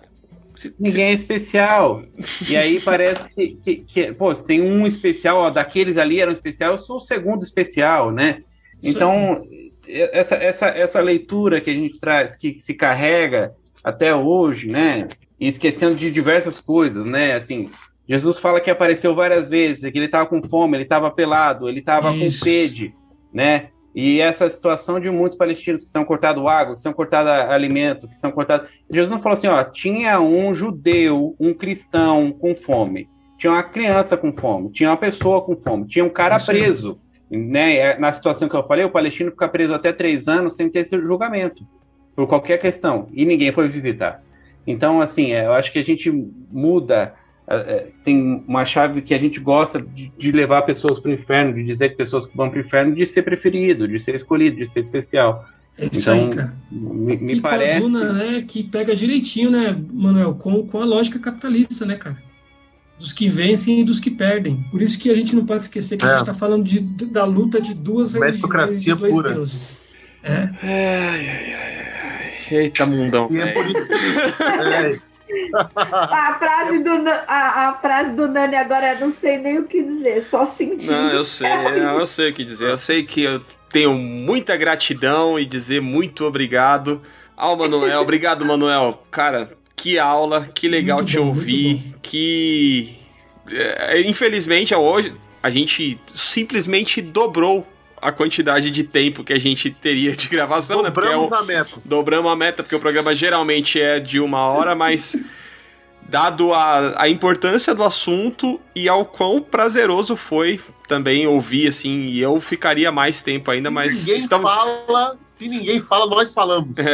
Mas a gente quer te agradecer, viu, Manuel? Cara, por ter se disponibilizado a estar com a gente e compartilhado um pouco da sua experiência e do seu conhecimento. Muito obrigado, cara. Se você quiser deixar suas redes sociais e todo mundo, mas dar suas palavras finais aí pra gente. Eu que agradeço, foi muito gostoso, foi uma conversa muito leve, muito amistosa, foi muito bom estar aqui com vocês, sempre que precisar pode me chamar, né? Claro que a gente não sabe de todos os assuntos, mas os assuntos que a gente souber, a gente vem conversar, vem trocar ideia, e eu venho aprender também com vocês, aprendi muito aqui com vocês, com o Joab, com as perguntas, enfim, tem perguntas às vezes que a gente mesmo não pensou, né? A gente sabe alguma coisa do assunto, mas tem perguntas que a gente nunca fez. Então isso é sensacional. Essa troca é muito legal e a gente precisa de mais espaço como esse, de troca mesmo. Obrigado a vocês. Quem quiser, enfim, me perguntar depois, eu não sei quais são minhas redes sociais. Acho que é Mano Botelho SP, alguma coisa assim no Instagram. Depois eu acho. Mas depois vocês podem ir lá procurar a comunidade hippie que o Manuel mora. Pode procurar, mas eu, falando em textos, eu escrevo para o Instituto Mosaico, e aí eu tenho alguns textos lá, principalmente sobre a questão palestina, tem alguns, eu escrevi um agora recentemente, mas quando cogitou-se a embaixada, eu escrevi 2 textos sobre por que a embaixada não deveria ser em Jerusalém, explicando essa história, essa divisão histórica de Jerusalém. Então procure o Instituto Mosaico, que é lá do Rio de Janeiro, inclusive, e tem artigos meus lá sobre essa questão, sobre outras também. Mas é isso, Manuel Botelho, de algum jeito, Mano Botelho, alguma coisa assim. E brigadão, gente, valeu. Valeu. Já dá pra você responder, então, quem tá certo e quem tá errado pra gente? Histórico... Não, você tá brincando. Tô brincando. Piadas internas. Resolve. Aí resolve aqui, né? É difícil, né? Joab Santos, Rabi, meu amigo, muito obrigado por ter estado conosco. Até a próxima. Até, com certeza. Eu acho que esse papo a gente tem que voltar. Tem muito. Ixi, Manuel tinha um monte de coisa anotada aí que ele nem falou, bicho. Acho que eu vou mandar o resumo do Manuel pra vocês aqui que ele me mandou. Você vai ver. Tá, eu queria abordar, mas eu queria aproveitar e dar algumas indicações. Manda ver. Eu acho que Questão Palestina de Eduardo Said é muito interessante pra gente ler, Eduardo Said. É o William Pape, A Limpeza Étnica, Palestina, também é muito interessante. São livros que você encontra em português, tá? Então, é legal de ler. Quem lê em inglês tem outros, né? Judaísmo e Crítica do Sionismo, da Judith Butler, então é uma judia que faz uma crítica ao sionismo. A do William Pape, The Idea of Israel, a ideia de Israel, também é bastante interessante. As origens do cristianismo sionista, enfim, tem outros. Mas eu acho que... Israel-Palestina, 100 anos de história. Gelvin, eu acho que é o nome do cara. Esse livro é bastante interessante porque ele conta de uma forma bem clara, assim, ele explica muito bem e sempre põe referências, textos para a gente acompanhar a leitura. Então, Israel-Palestina, 100 anos de história, é também uma boa indicação. Show de bola. Joab, quer dar indicação, palavras finais, redes sociais? Seus cursos, fala do seu curso, qual é o próximo curso que você vai fazer? Bicho, meu próximo curso... Fala do livro. Putz, eu tenho livro ainda, bicho. Primeiro curso, em junho Joab, eu volto... Oi. Deixa eu te interromper, vou corrigir. É Israel-Palestina, 100 anos de guerra. 100 anos de guerra. O texto é de James Gelvin. O nome do cara é Israel-Palestina, 100 anos de guerra. Valeu. Show. Gente, então, eu volto com os meus cursos A Bíblia como Literatura. É uma leitura bem judaica eu diria assim, no sentido teológico, né? Uma leitura bem da Bíblia hebraica mesmo. Eu volto em junho com essas turmas. O livro Percepções de um Observador Distraído, que é o meu texto, está aí na editora Recriar. Vou indicar Hannah Arendt, Origens do Totalitarismo, e vou indicar esse texto aqui, não sei se você conhece, A Invenção da Terra de Israel, de Shlomo Sand, também. Bem legal. Ele, como um judeu, faz uma crítica bem pesada às ideias sionistas e ao Estado.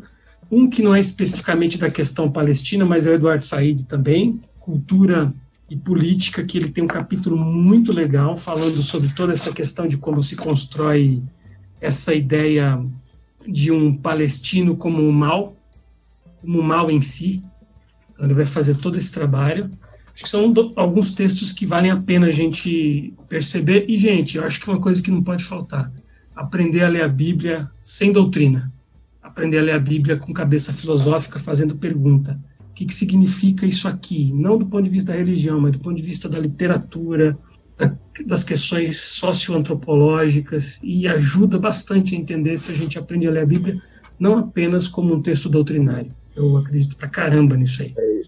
Isso é conversa pra feijoada, não é pra leitinho, não. É isso aí. É isso aí. Muito bom. Obrigado novamente, viu, Jô? Você é um cara maravilhoso. Sempre com a barba cada vez mais alinhada, mais bonita. Parabéns. Quando você vê de perto, você vai ver que você é até rato desse negócio aqui. Espero ansiosamente o dia em que poderei ver novamente sua face. Rodrigo Quintan, até mês que vem, meu amigo. Até mês que vem, Nani. Obrigado, Manuel, cara, por ter aceito de prontidão o convite aí. Bom demais. Muito bom ter essa aula com você e com o Jô, que já é rabi aqui da gente, é professor. O Joab me ensina há muitos anos já. Prazer aprender com ele sempre também. Vocês dois fizeram minha noite ganhar um outro significado aqui de que aula, que coisa maravilhosa. Obrigado mesmo. Deus abençoe vocês, abençoe a cabecinha de vocês, continue assim e nos instruindo, nos mostrando aí coisas boas aí pra gente aprender sempre, tá bom? Eu, como teólogo e como pastor, estou hoje enriquecido aqui com a sabedoria e o intelecto de vocês. Obrigado. Queridíssima Andréia. Beijos, Andréia. Até a próxima. Até a próxima. Muito bom estar de volta nessa aula incrível. Muito obrigada, Jô. Obrigada, Manuel. Nossa, aprendi muito, assim. Muito mesmo. Eu acho que a gente fica tão limitado, né? E a gente... É triste ver o quanto a história se repete, né? Isso a gente vê em várias coisas, mas é bom abrir a nossa mente para muitas coisas que acontecem, que têm acontecido com a gente e com o mundo. Jô, quero fazer esses seus cursos. Achei incrível, muito legal, para eu voltar para minha vida de estudos. Manda ver. Vou fazer. É que, enfim, né? Tava falando, fiz várias transições de carreira, então eu tava focada aqui. Até ela participa a cada 2 meses ela grava um programa e a cada 2 meses ela é chefe de uma empresa diferente. Ela já vai. Exato. É incrível, cara. Foi mudando. Eu de vez em quando mando um servo perdido lá pra Joab, o Joab dá umas mexidas na cabeça, o menino volta tinindo lá. Tá no trabalho pra você, né? Não, mas volta bem, volta com essa questão boa, fazendo pergunta. Eu falei assim, eu vou chamar o Joab pra responder você, já que vocês estão chegando com essa pergunta. Mas muito bom, é sempre bom, né? Eu falei, nossa, que legal, né? Voltar a estudar, não estudar só as coisas, né? Que eu estudo diariamente, mas voltar a estudar isso. E, de fato, eu acho que uma coisa que a gente não aprende, né? Eu, desde adolescente, dentro da igreja, a gente nunca leu a Bíblia, né? Nesse sentido mesmo, de olhar para esse olhar mais social, desse lado mais de sociologia, de filosofia, de antropologia. E é muito legal. Eu tive contato com essas matérias porque eu fiz direito, né? Mas não é a mesma coisa, né? E aí é legal você ver toda essa... Enfim, essa evolução, assim. Exato. É muito legal, assim. E esse estalo me deu muito quando eu comecei a fazer o mestrado em Ciências Sociais, que eu parei, né? Mas isso foi... Meu tema era muito focado em política. Mas é muito legal fazer isso, realmente ver assim, como que impacta, né? E como a nossa visão, quando a gente cresce assim, dentro da igreja, é muito limitada. Não existe. Quando falou geopolítica, eu falei, gente, tem isso, assim. Às vezes tem, a gente não queria que tivesse. Nem na escola a gente tem, né? Se você for pegar a educação brasileira, nem na escola tem isso, quiçá. Na comunidade, né? Que a gente também não pode falar isso como se fosse culpa exclusiva da comunidade, né? Acho que a gente tem um problema... comparando Nárnia com Israel daqui a pouco. Educacional aí que assola o Brasil inteiro, né? Não é nem na comunidade nossa, assim, cristã. Muito obrigada, gente. Muito obrigado, e muito obrigado a vocês que nos ouviram até agora. Deixar só a indicação, eu falei antes do programa, acho que é legal indicar também, vai ficar link no post, que é um episódio do Xadrez Verbal, que ele gravou com a participação do Melhoranza, com Puncha, e mais o nome de um outro rapaz que é judeu, esqueci o nome agora, me perdoe se ele ouvir esse podcast. E o Puxa é muito legal, né, cara? E é um episódio que eles falam sobre Jerusalém da perspectiva de um cristão, de um judeu e de um muçulmano. É um papo de umas 3 horas, mas eu acho que vale, além do papo ser muito agradável, né?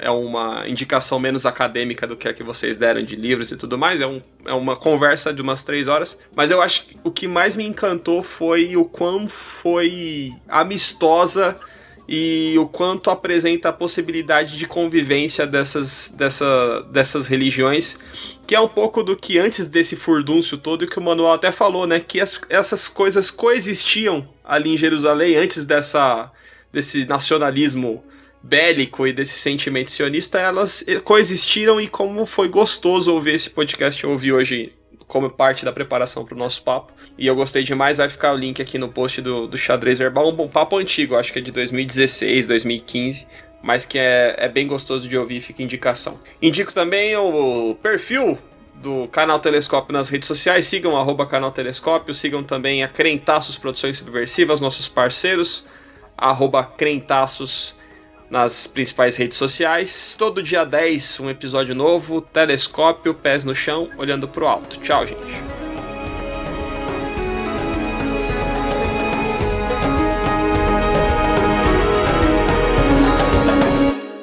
Mamãe! É Deus, mamãe!